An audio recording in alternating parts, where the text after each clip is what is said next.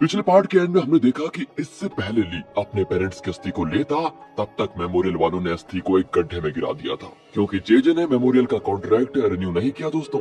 And इस बात से ली का आक्रोश हद पार कर जाता है और वो ठान लेता है कि किसी भी हाल में जेजे को जिंदा नहीं छोड़ेगा। अगले सीन में जेजे ऑफिस से निकल रहा होता है और तब ली उसके पीछे जाता है दोस्तों। उसके हाथ में एक रॉड है जिससे उसने आज ही जेजे का अंत करने की ठान ली होती है। वो भागकर जेजे पर हमला करने वाला होता है कि अचानक उसे कोई पकड़कर दूसरी ओर खींच लेता है। एंड वो कोई और नहीं दोस्तों, पैनी थी। वो कहती, तुम ये क्या करने जा रहे थे? ऐसा करके तुम ही फंसोगे और कुछ नहीं होने वाला। उसे इस तरह नहीं मिटाया जा सकता, समझे? प्लीज समझा करो। कहकर वो ली से लिपट जाती है। तब जाकर वो जरा शांत होता है। अगले सीन में दोनों छत पर होते हैं तो ली उससे बताता है कि तुम्हें तो पता ही है कि पहले भी उसने मेरे पेरेंट्स की जान ली है और आज उसने दूसरी बार उनका कत्ल कर दिया है। एक बेटा होने के नाते इस बार भी मैं बेबस खड़ा रहा। जेजे को कुछ नहीं कर पाया, लेकिन मैं उसको छोड़ूंगा नहीं आगे। इतनी बदतर मौत दूंगा ना उसको कि वो तड़पेगा कि इस दुनिया में पैदा ही क्यों हुआ। उसकी धन दौलत परिवार सब कुछ मिटा के रख दूंगा, तब जाकर मुझे चैन आएगा। अगली सुबह चेयरमैन अपने परिवार के साथ ब्रेकफास्ट कर रहा होता है। वो एक निवाला मुंह में रखने वाला होता है कि उसकी वाइफ कहती है, अगर तुम उस एंड्रयू को कंपनी में बड़ी पोजीशन देने की सोच में रहे हो तो खबरदार, नतीजा बहुत बुरा होगा। चेयरमैन कहता है कि प्लीज सुबह सुबह मेरा दिमाग मत खाओ। लेकिन दोस्तों चेयरमैन की वाइफ कहती है, दोबारा सुन लो, डोडो ग्रुप सिर्फ आपकी मेहनत से उठ खड़ा नहीं हुआ है, इसके लिए मैंने भी मेहनत की है। अगर मैं ना होती ना तो इस कंपनी का दिवाला निकल चुका होता। मेरी मेहनत और मेरे भाई नील के पैसों से ही इस कंपनी को हमने बचाया था। सब भूल गए क्या? चेयरमैन कहता है, तुम पुरानी बातों को फिर क्यों छेड़ रही हो? तुमने बहुत कुछ किया है तो मैंने भी तुम्हारे लिए बहुत कुछ किया, समझे? इतने सालों से मैंने तुम्हें वो सब कुछ दिया जो तुम चाहती थी। तुम मुझसे जितने पैसे चाहे ले सकती हो, लेकिन इस वक्त प्लीज चुप हो जाओ। एंड फिर दोस्तों चेयरमैन की वाइफ गुस्से में उठकर चली जाती है। सिंडी भी कहती कि पापा आप जो कर रहे हैं वो बहुत ही गलत है। आपके कहने से वो एंड्रयू मेरा भाई नहीं बन सकता। वो सिर्फ आपका बेटा है, मेरा कुछ नहीं लगता। वो कहकर वो भी चली जाती है दोस्तों।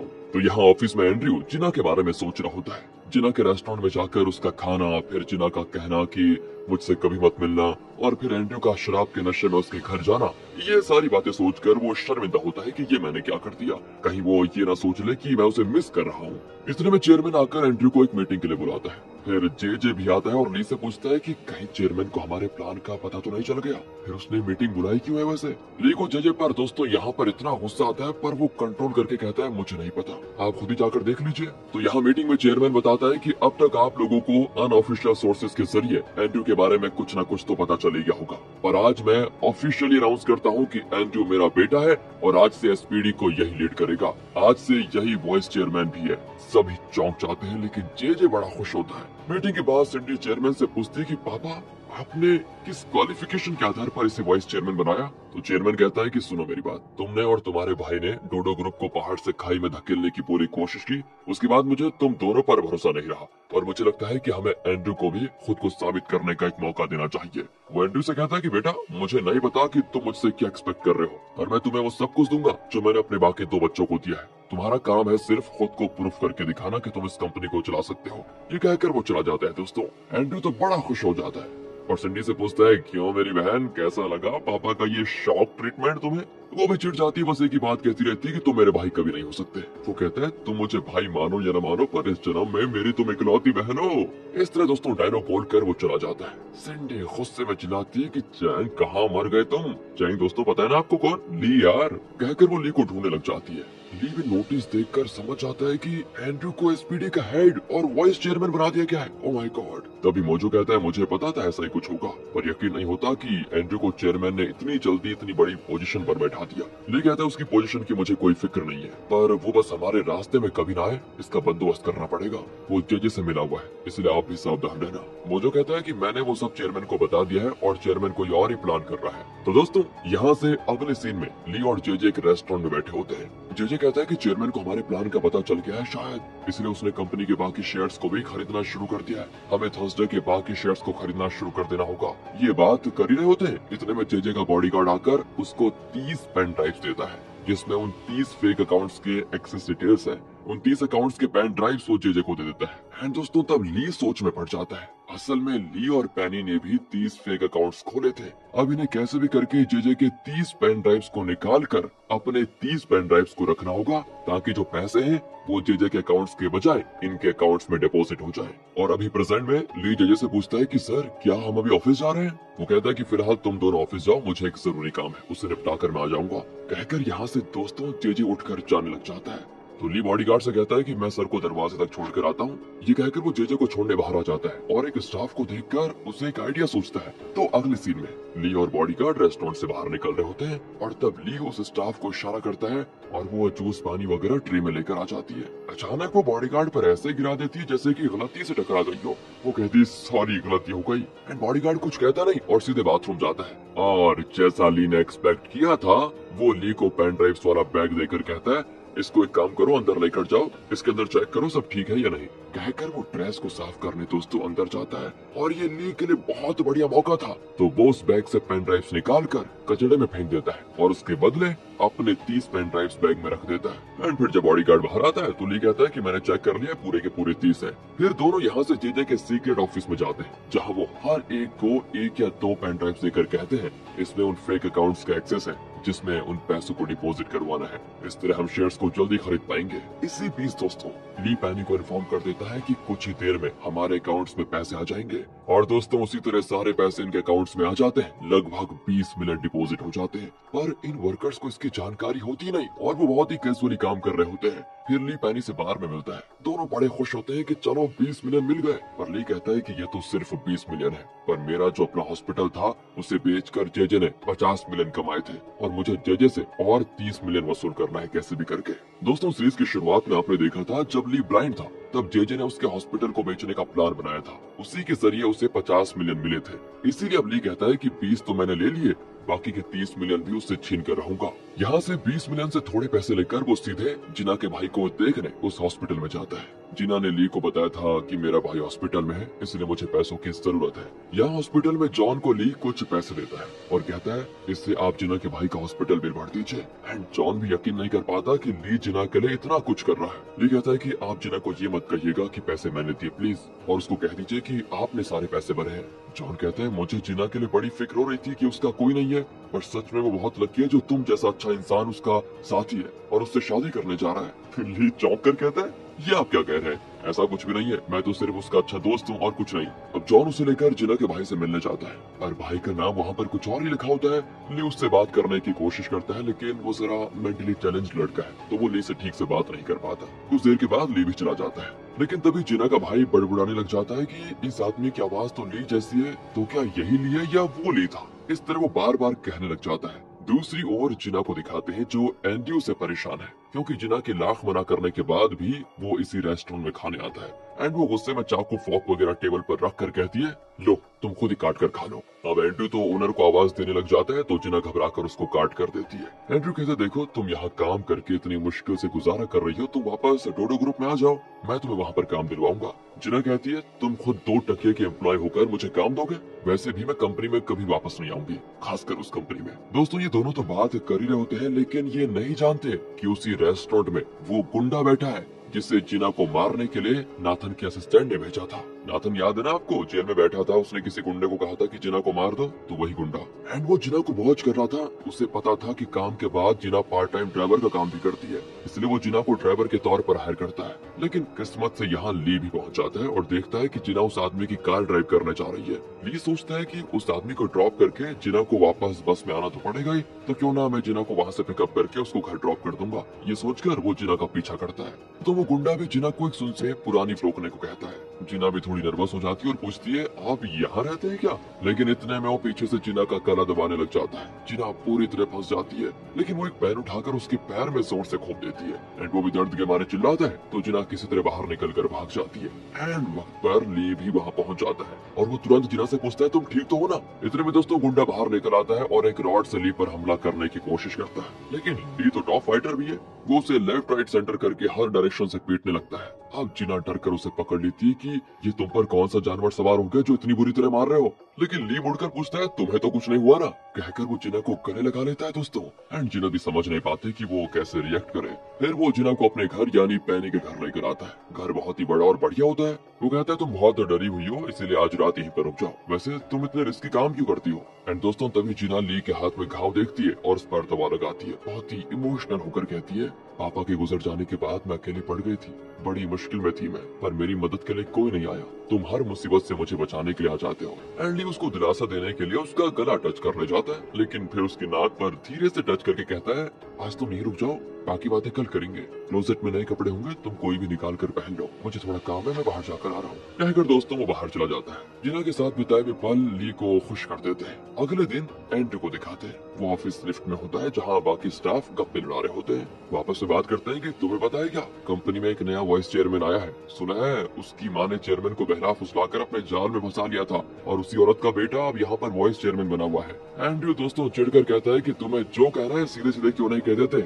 मैं ही वो वाइस चेयरमैन हूँ, अब बताओ तुम लोगों को प्रॉब्लम क्या है। सभी घबरा कर लिफ्ट से उतर जाते हैं। दोस्तों एंड्रू अपने ऑफिस की ओर जा ही रहा होता है तो वो नाथन के असिस्टेंट को फोन पर बात करते हुए सुन लेता है। असल में दोस्तों वो उस गुंडे से बात कर रहा था कि तुमने ये मौका भी गवा दिया, जिना को पिटने के लिए तुम्हें कितने और दिन चाहिए। एंड्रू तो सीधे सीधे उसकी शर्ट पकड़कर पूछ लेता है कि सच बताओ तुम्हें ये सब करने को किसने कहा और जिना के साथ तुम्हारी दुश्मनी क्या है। अगर तुमने अपना मुंह नहीं खोला ना तो मैं तुम्हारा मुंह फाड़ के रख दूंगा, जल्दी बताओ। वो भी घबरा कर सब कुछ उगल देता है। दोस्तों अब अगले सीन में असिस्टेंट एंड्रू को जेल में लेकर जाता है जहाँ वो नाथन से मिलते हैं। असिस्टेंट के मुंह में चोट देखकर नाथन पूछता है तुम्हें चोट कैसे आई और इसे यहाँ पर क्यों लेकर आ गया एंड्रू को, इसका तो मैं मुंह भी नहीं देखना चाहता। असिस्टेंट कहता है कि सर ये डोडो ग्रुप के एसपीडी का नया हेड और वाइस चेयरमैन है। नाथन कहता है पापा की मती मारी गई है क्या जो इसे वाइस चेयरमैन बना दिया, इसे कुछ आता जाता भी है क्या। तब असिस्टेंट बता देता है कि ये आपके पापा का बेटा है इसीलिए। क्या? नाथन चौंक जाता है और पूछता है ओह तो ये उस औरत का बेटा है जिसे कई साल पहले माँ ने मारकर भगा दिया था। दोस्तों ये सुनकर एंड्रू कहता है कि तुम मुझे जितनी गालियां चाहे दे दो, मुझे इसकी कोई फिक्र नहीं है, लेकिन अगर जिना के साथ कुछ भी तुमने बुरा करने की कोशिश की तो तुम्हारा बुरा हाल करके रख दूंगा।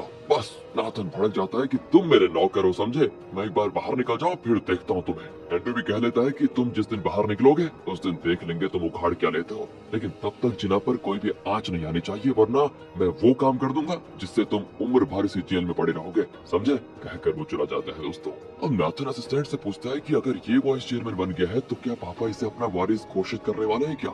असिस्टेंट डरकर कहता है कि पता नहीं सर, हो भी सकता है। एंड इस पर तो नाथन जैसे पागल ही हो जाता है और चिल्लाने लगता है कि तुम जाओ मेरे बाप से कहो कि मुझे यहाँ से बाहर निकाले, मैं सबको मार डालूंगा। दूसरी ओर चेयरमैन एक बैंक में लोन मांगने चाहता है क्योंकि वो जेजे का प्लान जान चुका है और अपनी कंपनी को बचाने के लिए वो बाकी के शेयर्स भी खुद खरीद लेना चाहता है। दोस्तों कौन? अरे चेयरमैन। पर बैंक मैनेजर कहता है कि सर फिलहाल डोडो ग्रुप का मार्केट बहुत डाउन है और इस हालत में कोई भी बैंक आपको लोन नहीं दे सकेगा। चेयरमैन अब परेशान कि अब वो शेयर्स कैसे खरीदेगा और तब उसका पीए बताता है कि आप नेल से बात कीजिए, वो शायद आपकी मदद कर दे। चेयरमैन को तो उससे चिढ़ होती है लेकिन अब और कोई रास्ता न पाकर वो नेल को कॉल करके कह देता है कि मुझे तुमसे जरूरी बात करनी है, क्या तुम मेरे घर पर आ सकते हो। और वो बड़ा अकड़ कर कहता है कि मैं तुम्हारे घर क्यों आने लगा, मैं जिस जगह पे कहूंगा वहाँ होगी हमारी मीटिंग। कहकर वो कॉल काट देता है। पर चेयरमैन उसकी बात का बुरा नहीं मानता क्योंकि उसे नेल की जरूरत है तो वो नेल से मिलने उसकी बताई जगह पे जाता है। असल में वो एक पुरानी दुकान है तो नेल चेयरमैन से पूछता है कि ये जगह तुम्हें याद है क्या। चेयरमैन कहता है हाँ, तुम्हारी बहन से शादी करने के पहले मैं और तुम यहीं तो मिलकर गप्पे लड़ाई करते थे और यहीं पे तो हम बैटिंग करके गेम खेला करते थे, मुझे याद है, और हर बार मैं जीत जाता था। इस पर नेल कहता है नहीं नहीं, तुम जीते नहीं थे, मैं जानबूझकर हारा करता था ताकि तुम जीत जाओ, पर अब ऐसा नहीं होगा क्योंकि तुम खुद को कुछ ज्यादा ही स्मार्ट समझने लगे हो। मैं एक पॉलिटिशियन हूँ और तुमने मुझे बहुत अंडरस्टिमेट कर लिया है, अब हर गेम में मैं ही जीतूंगा और तुम हारोगे। दोस्तों वो तो ये जानना ही नहीं चाहता कि चेयरमैन ने उसे क्या कहने के लिए बुलाया था और वो अपनी बात करके उठकर चला जाता है। चेयरमैन भी सोच लेता है कि बेटा ये तो वक्त ही बताएगा कि कौन किसे हराएगा। अब अगली सीन में मोजो ली को बताता है कि लगता है डोडो ग्रुप चेयरमैन के हाथ से निकल जाएगा क्योंकि उन्हें शेयर्स खरीदने के लिए कोई लोन नहीं मिल रहा। ली कहता है कि मैं किसी को जानता हूँ जो हमें उधार दे सकता है। मोजो बड़ा खुश कि अगर तुमने ये कर दिया तो कंपनी को हम बचा सकते हैं। असल में दोस्तों ली उस 20 मिलियन के बारे में सोच रहा है जो उसने फेक अकाउंट्स के जरिए जेजे से वसूल किया था। उन्हीं पैसों को डोडो ग्रुप के अकाउंट में ट्रांसफर करने की वो सोच रहा है एंड पैनी भी इस बात के लिए मान जाती है और वो उन पैसों को डोडो ग्रुप के अकाउंट में ट्रांसफर कर देते हैं। अब यहाँ से दिखाते हैं ली को जो दूसरी चाल चलता है। वो जेजे से कहता है कि सर चेयरमैन ने सारे शेयर्स खुद खरीदने का फैसला कर लिया है और उन्होंने पैसों का भी इंतजाम कर लिया है, शायद वो आज ही शेयर्स खरीद लेंगे। जेजे कहता है कि उससे पहले हमें सारे शेयर्स खरीदने होंगे एंड इसके बाद वो बॉडीगार्ड को कॉल करता है पर वो फोन नहीं उठाता। फिर ये दोनों जेजे के सीक्रेट ऑफिस की ओर निकल जाते हैं और ऑफिस में जब वो चेक करते हैं तो पता चलता है कि जेजे ने जो अकाउंट्स क्रिएट करवाए थे उनमें एक भी पैसा नहीं है। वो लोग तुरंत जेजे को इन्फॉर्म करते हैं तो जेजे की जैसे सांस ही रुक जाती है कि ये कैसे पॉसिबल है। दूसरी ओर डोडो ग्रुप को दिखाते हैं जहां वो शेयर्स खरीदने के लिए एकदम तैयार है। यहाँ जेजे अपने सीक्रेट ऑफिस में जाता है और ठीक 9 बज रहे होते हैं। शेयर्स का दाम लगातार बढ़ रहा होता है क्योंकि चेयरमैन ने शेयर्स को खरीदना शुरू कर दिया है। जेजे टेंशन में होता है कि कहीं ये सब उस बॉडीगार्ड का काम तो नहीं है। वो अपना फोन भी नहीं उठा रहा, जरूर कुछ गड़बड़ है। असल में दोस्तों, आपको पता है क्या, ली ने जेजे के बॉडीगार्ड को कार में ही बेहोश कर दिया था और शायद कहीं बांध कर भी रखा हुआ है। ऐसा करने से जेजे का शक ली पर नहीं जाएगा और उसे लगेगा कि बॉडीगार्ड 20 मिलियन को अपने अकाउंट में ट्रांसफर करके कहीं भाग गया। ली तो यहाँ जेजे को और उकसाता है कि मैंने सपने में भी नहीं सोचा था सर कि आपका बॉडीगार्ड ऐसा करेगा, एकदम गद्दार निकला। पर जेजे कहता है नहीं, वो ऐसा आदमी तो नहीं था, जरूर वो किसी मुसीबत में फंसा है, लेकिन सबसे पहले हमें पैसों का इंतजाम करना पड़ेगा। यहाँ से वो झट से नेल को कॉल लगाकर कहता है कि मुझे एक बड़े अमाउंट की जरूरत है, विक्टर से बात करके तुरंत इंतजाम करो वरना हम डोडो ग्रुप को कभी खरीद नहीं पाएंगे। इस पर नेल भी विक्टर से कहता है कि हम एक इमरजेंसी सिचुएशन में है, आप जो अमाउंट कल देने वाले थे कैसे भी करके वो आज ही ट्रांसफर कर दीजिए। पर कहाँ दोस्तों, वो भी अकड़ कर इनकार कर देता है। और यहाँ फ्लैशबैक में दिखाते हैं कि चेयरमैन ने विक्टर से कहा था कि नेल ठहरा एक पॉलिटिशियन, वो सिर्फ अपने मकसद के लिए तुम्हारे आगे पीछे घूम रहा है। अगर तुम उसे पैसे दोगे भी तो वो तुम्हें वेपन्स ब्लास्ट केस में बचाने नहीं वाला। उसे पैसे देने के बजाय अगर तुम मेरा कहा मारोगे तो मैं तुम्हें डोडो ग्रुप के नए वेपन्स यूनिट का कॉन्ट्रैक्ट दूंगा, इसलिए तुम उसे पैसे मत दो। और दोस्तों, इसी डीलिंग की वजह से विक्टर ने नेल को पैसे देने से इनकार कर दिया था। ये जानकर जेजे समझ जाता है कि अब नेल उसकी मदद नहीं कर सकता, तो वो ली से कहता है कि अब और कोई रास्ता तो नहीं बचा, मुझे अपने पैसे से ही शेयर्स खरीदने होंगे। मेरे पास 30 मिलियन बचे हुए हैं, हम उसे निकाल सकते हैं। ये सुनकर ली सोच लेता है कि बस अब मुझे ये बाकी के 30 मिलियन भी मिल जाए तो बस इस जेजे का काम खत्म। असल में दोस्तों, आपको याद है ना, जेजे ने ली का वो हॉस्पिटल बेचकर 50 मिलियन कमाए थे। यहाँ जेजे बैंक के लिए निकलता है और तब ली तुरंत पैनी को कॉल करके कहता है कि मैं जेजे को लेकर बैंक जा रहा हूँ जहाँ से वो 30 मिलियन निकालने वाला है। लौटते वक्त मैं तुम्हें कॉल करूंगा, तुम कैसे भी करके हमारी गाड़ी का एक्सीडेंट करवा देना, उसमें चाहे सारे पैसे जलकर राख ही क्यों ना हो जाए, लेकिन जेजे कभी डोडो ग्रुप को खरीद ना पाए बस। लेकिन दोस्तों, पैनी उसको डांट देती है कि अगर एक्सीडेंट में तुम्हें कुछ हो गया तो। ली कहता है मुझे अपनी जान की कोई फिक्र नहीं है, मुझे बस जेजे को कंगाल करना है, उसे खत्म करना है। यहाँ बैंक में जेजे ने लॉकर से 20 मिलियन के चेक्स, बॉन्ड और कुछ पैसे सब निकाल कर एक बैग में रखे होते हैं और वो बैंक से निकलते हैं। वो ली से कहता है कि स्पीड बढ़ाओ, हमें जल्दी पहुंचना है। ली भी तेज चलाता है। दूसरी ओर पैनी और उसका असिस्टेंट एक्सीडेंट करवाने के लिए एक ट्रक में रेडी होते हैं। हालांकि पैनी ये सब कुछ करना तो नहीं चाहती, लेकिन क्या करे। वो असिस्टेंट से कहती है कि ली को कुछ नहीं होगा ना, उसे चोट नहीं आनी चाहिए, याद रखना। वो कहता है मजाक मत करो मैडम, एक्सीडेंट भी करवा रहा है और किसी को बचाना भी ये पॉसिबल नहीं है, इसकी मैं गारंटी नहीं ले सकता। कहकर वो गाड़ी स्टार्ट कर देता है। इसी बीच ली पैनी को मैसेज कर देता है कि मैं सिग्नल के पास आ गया हूँ, तुम लोग तैयार हो जाओ। और रेड सिग्नल पर रुकने के बजाय ली उसे क्रॉस करके निकल जाता है और उस वक्त पैनी का ट्रक वहाँ पर आ जाता है। ली नहीं रुकता, लेकिन पैनी अपना इरादा बदल लेती है और स्टीयरिंग को दूसरी ओर घुमा लेती है। यार, ये तो ली का प्लान फेल हो गया।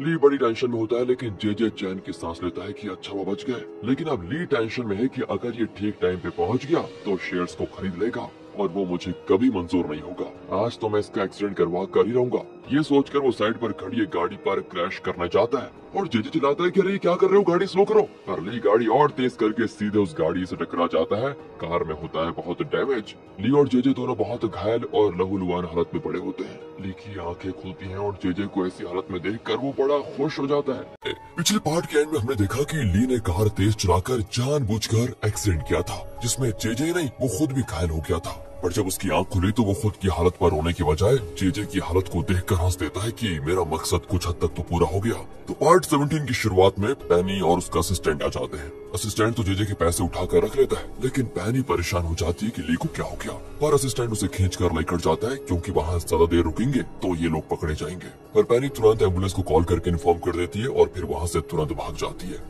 तब 2 वर्कर्स आकर उन्हें बाहर निकालते हैं और एम्बुलेंस में हॉस्पिटल लेकर जाते हैं। डोडो ग्रुप में तो सभी बड़े खुश होते हैं क्योंकि वो शेयर्स खरीदने में सफल हो गए थे और अब डोडो ग्रुप को कोई इनसे छीन नहीं सकता। चेयरमैन ने तो जेजे का प्लान पूरी तरह से चौपट कर दिया। वो पूछता है कि ली कहाँ पर है। मोजो कहता है कि बहुत देर से वो कहीं नजर नहीं आ रहा। दूसरी ओर ली को हॉस्पिटल में होश आता है तो सबसे पहले वो ये पूछता है कि जेजे का क्या हुआ। पैनी कहती है कि हमें हमारे पैसे मिल गए, लेकिन तुम उसके बारे में पूछने की बजाय जेजे के बारे में पूछ रहे हो। वो पास वाले कमरे में पड़ा हुआ है। ली उठकर जेजे के कमरे में जाता है। उसे जो गुस्सा आता है उसके हिसाब से तो उसे जेजे का ऑक्सीजन मास्क निकाल देना चाहिए। पर इस बीच जेजे को एक सपना आता है कि वो डोडो ग्रुप को खरीद चुका है और बहुत खुश है। और तब उसे कोई धक्का देता है और उसका हाथ भी पकड़ लेता है। देखने में तो वो आदमी मास्क पहना हुआ चैंग यानी ली लगता है, और जे उसको नहीं पहचानता और पूछता है तुम कौन हो। इस पर ली कहता है कि तुम मरकर नरक में जाओ, वहाँ पता चलेगा कि मैं कौन हूँ। कहकर वो हाथ छोड़ देता है और जे नीचे गिर जाता है और तब उसकी आंख खुलती है। वो पूछता है मैं कहाँ हूँ, मुझे अभी ऑफिस जाना है। तब किमी कहती है कि आप शेयर मार्केट के उस युद्ध में हार गए, सारे शेयर्स को चेयरमैन खरीद चुका है। जे घबराकर घड़ी देखता है, ओह तो पता चलता है कि 7 बज गए हैं। वो चिल्लाने लगता है कि मेरे पैसे कहाँ गए। किमी कहती पैसे? तुम किस पैसे की बात कर रहे हो, ऐसा तो कुछ भी नहीं मिला गाड़ी में। जे का दोस्तों ये सुनकर बुरा हाल हो जाता है कि पूरे 30 मिलियन थे, सबके सब हाथ से गए क्या। और ये देखकर ली हंसने लगता है। किमी ली से पूछती है कि ये किस 30 मिलियन की बात कर रहा है, क्या तुमको जानते हो। ली कहता है कि सर ने बैंक से 30 मिलियन निकाले थे, पर एक्सीडेंट के बाद मैं बेहोश हो गया और पता नहीं पैसे कहाँ गए। जे सर को तो अपने बॉडीगार्ड पर शक था, क्योंकि वो पहले भी 20 मिलियन लेकर फरार हो गया था। दूसरी ओर दोस्तों बॉडीगार्ड को दिखाते हैं जिसे ली ने एक जगह बांध कर रखा हुआ है और पेनी और उसका असिस्टेंट उसको कैमरा के जरिए वॉच कर रहे होते हैं। असिस्टेंट कहता है कि अब तो हमें सारे पैसे मिल गए, तुम ली का साथ छोड़ दो, अगर बॉस को पता चल गया तो मुसीबत हो जाएगी। और दोस्तों यहाँ पता चलता है कि इनके ऊपर भी एक बॉस है। पर पेनी कहती है कि जब तक ली के ब्लड से हम वो वैक्सीन नहीं बना लेते तुम इस बारे में अपना मुंह मत खोलना। वो कहता है कि इसका ये मतलब कि तुम ली को नहीं बताओगी कि जीना वही लड़की है जिसे वो ढूंढ रहा है इतने सालों से। अरे देखो मुझे जब बताना होगा तो मैं बता दूंगी, तुम इसमें दखल मत दो। यहाँ से दोस्तों दूसरी ओर नेल जे से मिलने जाता है तो जे बहुत इमोशनल होकर कहता है कि मैं हार चुका हूँ, अब मेरी बदौलत आपको कोई फायदा नहीं होने वाला। नेल कहता है कि हाँ तुम ठीक कहते हो, वाकई में तुम ये युद्ध हार गए, लेकिन क्या तुम इस तरह हार मानकर बैठे रहना चाहते हो। क्या मैंने अपना दामाद तुम्हें इसीलिए बनाया कि तुम कायरों की तरह पीछे हट जाओ। मुझे विश्वास है कि तुम कम बैक करोगे। एंड उसका मोटिवेशनल स्पीच सुनकर जे में जोश भर आता है और कहता है कि हाँ मैं हार नहीं मानूंगा, मैं कम बैक जरूर करूंगा। इसी बीच चेयरमैन ली को बाहर बुलाता है और कहता है कि मैंने जे को डूडू ग्रुप से निकाल दिया है। ली कहता है कि आप प्लीज मुझे भी नौकरी से निकाल दीजिए ताकि जे को ये लगे कि मैंने उसकी मदद की जिस वजह से आपने मुझे भी निकाल दिया। चेयरमैन ना चाहते हुए भी ली को काम से निकालने के लिए मान जाता है और वो पूछता है कि तुम्हारी जे से ऐसी क्या दुश्मनी है जो तुम उसे खत्म करना चाहते हो। बस सर प्लीज वो मत पूछिए सर, मैं बता नहीं सकता। दोस्तों इसी हॉस्पिटल में जिना का भाई भी है, तो वो नर्स से कहती है कि इस महीने की हॉस्पिटल फी तो मैं भर नहीं पाई, मुझे थोड़ा और मोहलत दे दीजिए। और तब वो कहती है कि तुम्हारे दोस्त जॉन ने बिल भर दिया। दोस्तों आपको तो पता ये बिल किसने भरा था, बिल ली ने भरा था। और ली ने जॉन से कहा था कि तुम ये कह देना कि बिल मैंने भरा। अब जब जिना ये सुनती है कि बिल भरा जा चुका है तो वो चौंक जाती है और जॉन से पूछती है कि तुमने ये क्यों किया, लेकिन थैंक्स तुमने मेरा बड़ा बोझ हल्का कर दिया है, कहकर वो जॉन को गले लगा लेती है। पर वो बेचारा एकदम कंफ्यूज होता है कि मेरी माँ ये मेरे नहीं चैंग के पैसे हैं। दोस्तों चैंग और ली एक ही है, ठीक है दोबारा बता देता हूँ। अब डोडो ग्रुप की नोटिस बोर्ड पर लिखा होता है कि ली और जे को डोडो ग्रुप से निकाल दिया गया है। सिंडी मोजो से पूछती है कि ली मेरा असिस्टेंट था, उसे आप लोगों ने कैसे निकाल दिया। मोजो कहता है कि कैसे क्या निकाल दिया ये चेयरमैन का फैसला था, इसलिए आप उन्हीं से पूछ लीजिए। सिंडी तुरंत ली को कॉल करके पूछती है कि उन लोगों ने तुम्हें नौकरी से निकाल दिया और तुम चुपचाप रहे, तुम्हारी इतनी हिम्मत। वे भी कहता है कि जिसने निकाला उनसे पूछो ना, मुझ पर बरसने से क्या फायदा, वैसे मैं तो खुश हूँ कि मुझे तुम्हारी गुलामी से आजादी मिल गई। यहाँ से दोस्तों वो जिना को जॉन से बात करते हुए देखता है और कॉल कट करके जिना की बातों को सुनने की कोशिश करता है। जिना के जाने के बाद जॉन ली से कहता है कि जो मदद तुमने की उसके लिए वो मुझे थैंक कर रही है। यार मुझसे ये झूठा क्रेडिट लिया नहीं जा रहा, मैं बहुत ही बुरा एक्टर हूँ सच बताओ तो। इतने में जिना उनको देख लेती है तो जॉन कहता है कि देखो मैं और एक्टिंग नहीं कर सकता, उसे तुम संभालो, कहकर वो भाग जाता है। जिना पूछती है तुम्हें ये चोट कैसे लगी। बस एक छोटा सा एक्सीडेंट था और कुछ भी नहीं। इसी बीच जिना का भाई ली को ब्रो कहकर उसके पास चला जाता है। जिना तो हैरान रह जाती है कि ये ली के साथ इतना क्लोज कैसे हो गया। वो ली से पूछती है कि तुम मेरे भाई को कैसे जानते हो। वो कहता है कि जब मैं हॉस्पिटल आया था तो मैंने तुम्हारे भाई को देखा और उससे बात करने की कोशिश की थी, पर मुझे पता नहीं था कि वो तुम्हारा भाई है। और हाँ मैंने अपनी नौकरी छोड़ दी है। जिना ये सुनकर भी चौंक जाती है कि तुम तो नंबर 1 थे ना स्पीडी में, तुमने काम क्यों छोड़ा। ये कहता है कि बस मन नहीं लगा तो छोड़ दिया, एक्चुअली मुझे एक ब्लड टेस्ट के लिए जाना है ना। ये कहकर दोस्तों वो चला जाता है। दूसरी ओर चेयरमैन की वाइफ फ्रस्ट्रेशन की वजह से बहुत पीने लग जाती है। ये कहता है कि मैडम इतना मत पीछिए, आपकी सेहत के लिए अच्छा नहीं है। एंड वो उसको उठकर कसकर थप्पड़ मार देती है और कहती है अगर तुमने उस दिन उन्हें सच नहीं बताया होता तो आज ये नौबत नहीं आती। इतने में चेयरमैन घर आ जाता है तो पिए कहता है कि मैडम का इतना पीना अच्छा नहीं है। और वो भी कहता है कि वो पिए या कुछ भी करे, अगर सेहत खराब हुई तो हॉस्पिटल चले जाएगी, मुझे उससे कोई बात नहीं करनी, कहकर वो कमरे में चला जाता है। और उसकी वाइफ कमरे में आकर उस पर बरस पड़ती है कि आखिर आपका प्लान क्या है, क्या आप उस एंट्रो को अपना वारिस बनाने वाले हैं, आपका जमीर मर चुका है क्या। चेयरमैन कहता है कि देखो मैं पहले से टेंशन में हूँ, उस जेजे ने मेरी पीठ पीछे मुझे मिटाने की कोशिश की है और वो सब कुछ तुम कहाँ समझोगे। और तुम्हारा भाई नेल, वो भी जेजे के साथ मिलकर डोडो ग्रुप को मुझसे छीनने का प्लान बना चुका था और मैंने डोडो ग्रुप को उनके चुंगल से कैसे छुड़ाया वो सिर्फ मैं ही जानता हूँ। और तुम अभी इस बारे में मुझसे बहस मत करो और अपना काम करो। वो भी सोच लेती है कि ठीक है मैं अपना काम करूंगी। इसके बाद वो अपने भाई नील से मिलने जाती है और पूछती है क्या तुम डोडो ग्रुप के शेयर्स खरीदना चाहते थे? देखो वो बिजनेस की बातें हैं पर तुम मुझसे मिलने क्यों आई हो ये बताओ। वो कहती है कि डोडो ग्रुप में मेरे जो शेयर्स हैं वो मैं तुम्हें देने को तैयार हूँ। है नील चौंक जाता है कि क्या कह रही हो। वो पूछता है कि अगर तुमने इतना बड़ा फैसला कर ही लिया है तो जरूर उसके पीछे कोई न कोई वजह तो जरूर होगी। तो बताओ इसके बदले मैं तुम्हें क्या दे सकता हूँ। वो कहती दोस्तों कि तुम मेरे बेटे को जेल से छुड़वाओ। वो भी कह देता है कि ये कैसे हो सकता है, उसे 6 साल की सजा काटनी पड़ेगी। देखो भाई तुम इतने बड़े पॉलिटिशियन हो, ऐसा भी कोई काम है क्या जो तुम नहीं कर सकते। स्वतंत्रता दिवस के दिन कुछ कैदियों को रिलीज किया जाता है, तुम कैसे भी करके नाथन का नाम उस लिस्ट में शामिल कर दो। प्लीज भाई बस एक काम कर दो, मेरे बेटे को बाहर ले आओ। नेल को भी दोस्तों ये डील पसंद आ जाती है और वो मान जाता है। इसके बाद चेयरमैन की वाइफ और सिंडी नाथन से मिलने जेल जाती है। एंड माँ को देखते ही वो रोने लग जाता है कि मम्मी मुझे लगा आप भी मुझे भूल गई है और मुझे यहाँ सड़ने के लिए छोड़ देंगी। अच्छा वो आप आ गई। बेटा तुम मेरे इकलौते बेटे हो, मैं तुम्हें कैसे छोड़ सकती हूँ। मैंने तुम्हारे मामा से बात कर ली है, वो तुम्हें जेल से छुड़वा देंगे। लेकिन बाहर आने के बाद तुम उस मनुष्य औरत के बेटे का वो हाल करना कि वो कभी डोडो ग्रुप के बारे में सपने में भी ना सोचे। आप देखना मम्मी जेल से निकलकर मैं क्या करता हूँ, बस आप देखते रहना। यहाँ माँ बेटी की बात खत्म होती है तो दूसरी ओर एंड्रयू डोडो ग्रुप के बारे में पब्लिक की राय वगैरह को एनालाइज कर रहा होता है। उससे पता चलता है कि सब जिना को सपोर्ट करते हैं कि जिना बहुत ही हिम्मत वाली लड़की है और उसने डोडो ग्रुप के खिलाफ गवाही देकर बिल्कुल ठीक किया। इतने में एसपीडी का एक और आदमी आकर कहता है कि चेयरमैन आपको मीटिंग में बुला रहे हैं। मीटिंग में चेयरमैन पूछता है कि फिलहाल कंपनी की हालत को ठीक करेंगे, उसे पहले की तरह तरक्की की राह पर ले जाने के लिए क्या किसी के पास कोई सुझाव है तो वो दे सकता है। सब कोई ना कोई सुझाव दे देते हैं लेकिन एक भी प्रैक्टिकल नहीं होता दोस्तों। एंड तब एंड्रयू कहता है कि हाँ मेरे पास एक सुझाव है। असल में लोग जिना को सपोर्ट कर रहे हैं कि उसने सच का साथ देकर कई लोगों की जान बचाई, उसने इतनी बड़ी कंपनी के खिलाफ उठ खड़ा होने की हिम्मत दिखाई। अगर हमने जिना को वापस कंपनी में लिया तो उसके इमेज को यूज करके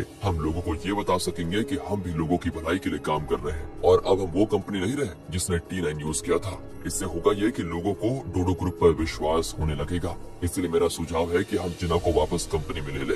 एंड दोस्तों चेयरमैन को भी आइडिया पसंद आ जाता है और वो मोजे से पूछता है तो वो भी इस आइडिया को एग्जीक्यूट करने के लिए मान जाता है। चेयरमैन एंड्रयू से कहता है कि अब कंपनी का इमेज ठीक करने और लोगों का विश्वास जीतने का काम मैं तुम पर सौंपता हूँ। डूबते हुए इस जहाज को पार लगाने का काम तुम्हारा है समझो। इस तरह वो एंड्रयू को एक बहुत बड़ी जिम्मेदारी दे देता है। अब अगले सीन में एंड्रयू जिना से मिलने जाता है जो बाथरूम साफ कर रही होती है। वो कहता है कि मेरे साथ रेस्टोरेंट चलोगी क्या, आज का लंच मेरी तरफ से। जिना भी चाहती है। एंड्रयू उसको एक बहुत ही एक्सपेंसिव रेस्टोरेंट में लेकर जाता है और सबसे एक्सपेंसिव डिश ऑर्डर करता है। जिना चौंक जाती है कि तुम खुद एक नंबर की कंगाल हो, इतने एक्सपेंसिव डिश क्यों ऑर्डर कर रहे हो, कहीं कोई अमीर घर की लड़की तुम्हारी गर्लफ्रेंड तो नहीं बन गई। एंड्रयू कहता है देखो मैं घुमा फिरा कर बात नहीं करना चाहता, डायरेक्टली पूछ लेता हूँ। एक बात बताओ तुम डोडो ग्रुप को ज्वाइन करोगी फिर से? जिना कहती है कि नहीं बिल्कुल नहीं, मैं आऊंगी नहीं वहाँ पर वो चेयरमैन की वाइफ होंगी। मैं इसलिए मना नहीं कर रही कि उन्होंने मुझे मारा, पर इसलिए कि मैंने उनके बेटे को जेल भिजवाया। यार उसने बहुत बड़ा जुर्म किया था लेकिन फिर भी एक माँ के लिए उसका बेटा ही सब कुछ होता है, इसलिए वो कभी मुझे माफ नहीं करेंगे, मुझे ऐसा लगता है। ऐसे में मेरे वहाँ पर जाना बिल्कुल ठीक नहीं होगा। एंड्रयू टेंशन में उठकर चला जाता है पर इतना सारा खाना जिना वेस्ट नहीं करना चाहती और वो भी इतना एक्सपेंसिव डिश, वो उसे पैक करने को कहती है और ली को कॉल करके पूछती है कि मैं तुम्हारे लिए एक स्पेशल डिश लेकर आ रही हूँ, तुम हॉस्पिटल का खाना मत खाना। एंड यहाँ पर एंड्रयू भी उसकी बात को सुन लेता है और उसे बहुत गुस्सा आता है। सोचता होगा मैंने इसके लिए खाना ऑर्डर किया और ये किसी और को ही दे रही है। फिर जिना हॉस्पिटल जाकर अपने भाई और ली को वो डिश खिलाती है। बस क्या था, ये सब कुछ देखकर एंड्रयू और जलने लगता है। फिर वो जेजे को देखता है जो उसी हॉस्पिटल में। एंड्रयू उसे कॉल करता है और पूछता है कि तुम कहाँ पर हो। वो कहता है कि मैं हॉस्पिटल में हूँ।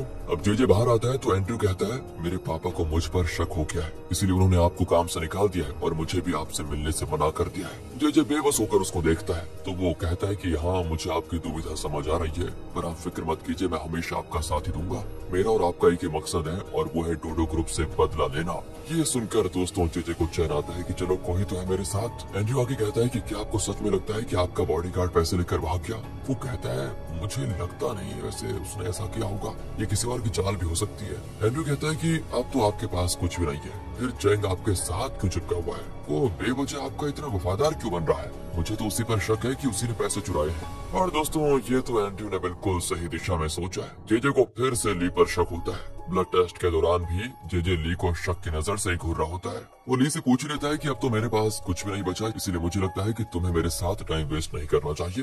तुम बहुत ही ब्रिलियंट और इंटेलिजेंट हो, मेरे साथ चिपके रहने से तुम्हें कुछ नहीं मिलेगा। एक काम करो, कोई अच्छी जगह काम ढूंढ लो और अपना फ्यूचर देख लो। ली भी सोच में पड़ जाता है कि अगर मैं कहूंगा कि नहीं मुझे आपके साथ ही रहना है तो जेजे को शक होगा कि मेरा मकसद कुछ और ही है। इसलिए दोस्तों ली कह देता है कि हाँ सर आप ठीक कहते हैं, अब मैं आपके साथ रहकर करूंगा ही क्या, इसलिए मैं नील के साथ मिलकर कोई काम कर लूंगा और हाँ आइंदे मैं कभी आपके रास्ते में नहीं आऊंगा। ये कहकर वो चला जाता है। अब जेजे की भी कुछ समझ में नहीं आता कि ये सच में मेरा वफादार है या पकड़े जाने के डर से इतनी परफेक्ट एक्टिंग कर रहा है और मुझे धोखा दे रहा है, पता नहीं।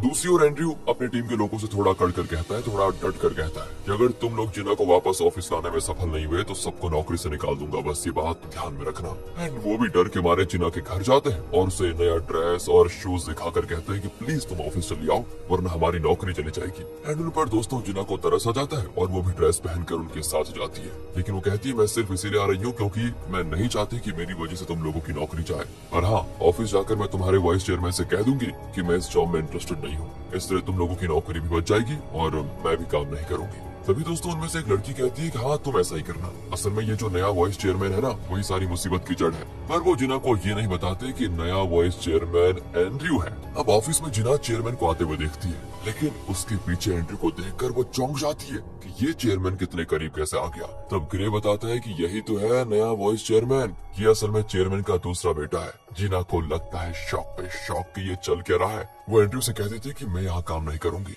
वो कहता है कि इस कंपनी का फेस बनने जा रही हो तुम चेयरमैन की वाइफ की डर से यहाँ काम नहीं करना चाहती थी ना, लेकिन क्या तुम्हें पता है कि अगर तुमने यहाँ जॉब नहीं किया तो डोडो ग्रुप डूब जाएगा, कई लोगों की नौकरियां चली जाएंगी। इस कंपनी को तुम्हारी मेहनत की सख्त जरूरत है, तो अब बताओ क्या अपने साथी एम्प्लॉयज की खातिर तुम डोडो ग्रुप को फिर से ज्वाइन करने को तैयार हो या नहीं। जिना भी काफी सोच कर कहती है ठीक है, पर एंड्रयू एकदम स्ट्रिक्ट होकर कहता है कि बोलो ठीक है सर। जिना सोच में पड़ जाती है कि इस पागल आदमी को सर बुलाऊं मैं, चश्मा क्या पहन लिया इसने, खुद को बड़ा आदमी समझने लगा, गधा कहीं का। पर वो ऐसा कह नहीं सकती और कहती है ठीक है सर। बाहर आकर जिना एसपीडी के कलीग से कहती है कि ये एंड्रयू कुछ ज्यादा ही रॉब नहीं दिखा रहा, पर वो कहता है कि ऐसा मत कहो, वो तुम्हारा बॉस है।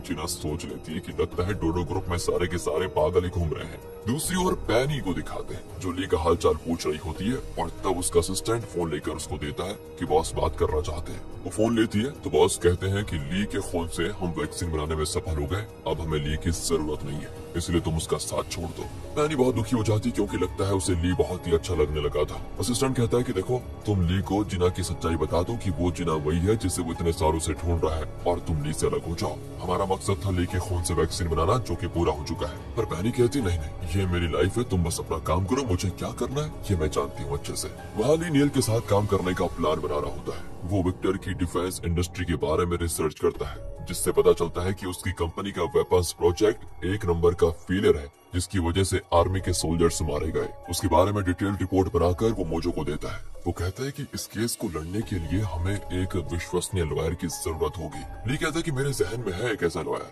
असल में दोस्तों वो जॉन की बात कर रहा था। वो अपनी सारी फाइंडिंग्स जॉन को दिखाता है और कहता है विक्टर की कंपनी के वेपन से जो आर्मी का नुकसान हुआ है उसके बारे में इसमें सारी डिटेल्स मौजूद है। उस कंपनी के खिलाफ हमें प्रोटेस्ट करना होगा और ये केस आपको ही लड़ना है। कल ही आप प्रोटेस्ट भी शुरू कर दीजिए, यही नहीं न्यूज़पेपर्स में भी इस खबर को छपवा दीजिए, मैं आपको अच्छी पेमेंट दूंगा इसकी। जॉन कहता है कि हाँ मैं जरूर करूंगा ये काम। अगले दिन न्यूज़पेपर में खबर छपती है और जॉन नेल के घर के आगे खड़ा होकर प्रोटेस्ट करने लगता है। एंड जब नेल आता है तो जॉन उसके पक्ष में नारे लगाने लग जाता है कि नेल विक्टर के खिलाफ इन्वेस्टिगेशन करवा रहे हैं, हमारे देश को नेल जैसे प्रेसिडेंट की ही जरूरत है। बाकी लोग भी यहाँ पर नारा लगाते हैं। असल में ये लोग ऐसा इसीलिए कर रहे हैं क्योंकि पहली बार जब विक्टर के वेपन्स की खबर छपी थी तो नेल ने प्रेस मीट में कहा था कि मेरा और विक्टर का कोई कनेक्शन ही नहीं है और मैं एक स्पेशल टास्क फोर्स को इसकी इन्वेस्टिगेशन करने के लिए कहूंगा। बस दोस्तों उसी बात को इन लोगों ने पकड़ लिया था। तो अब नेल मना भी नहीं कर सकता क्योंकि अगर वो ऐसा करेगा तो लोगों को उसकी बातों पर होगा शक। वो भी चिल्लाकर कहता है कि उस वेपन्स ब्लास्ट के पीछे जिसका भी हाथ है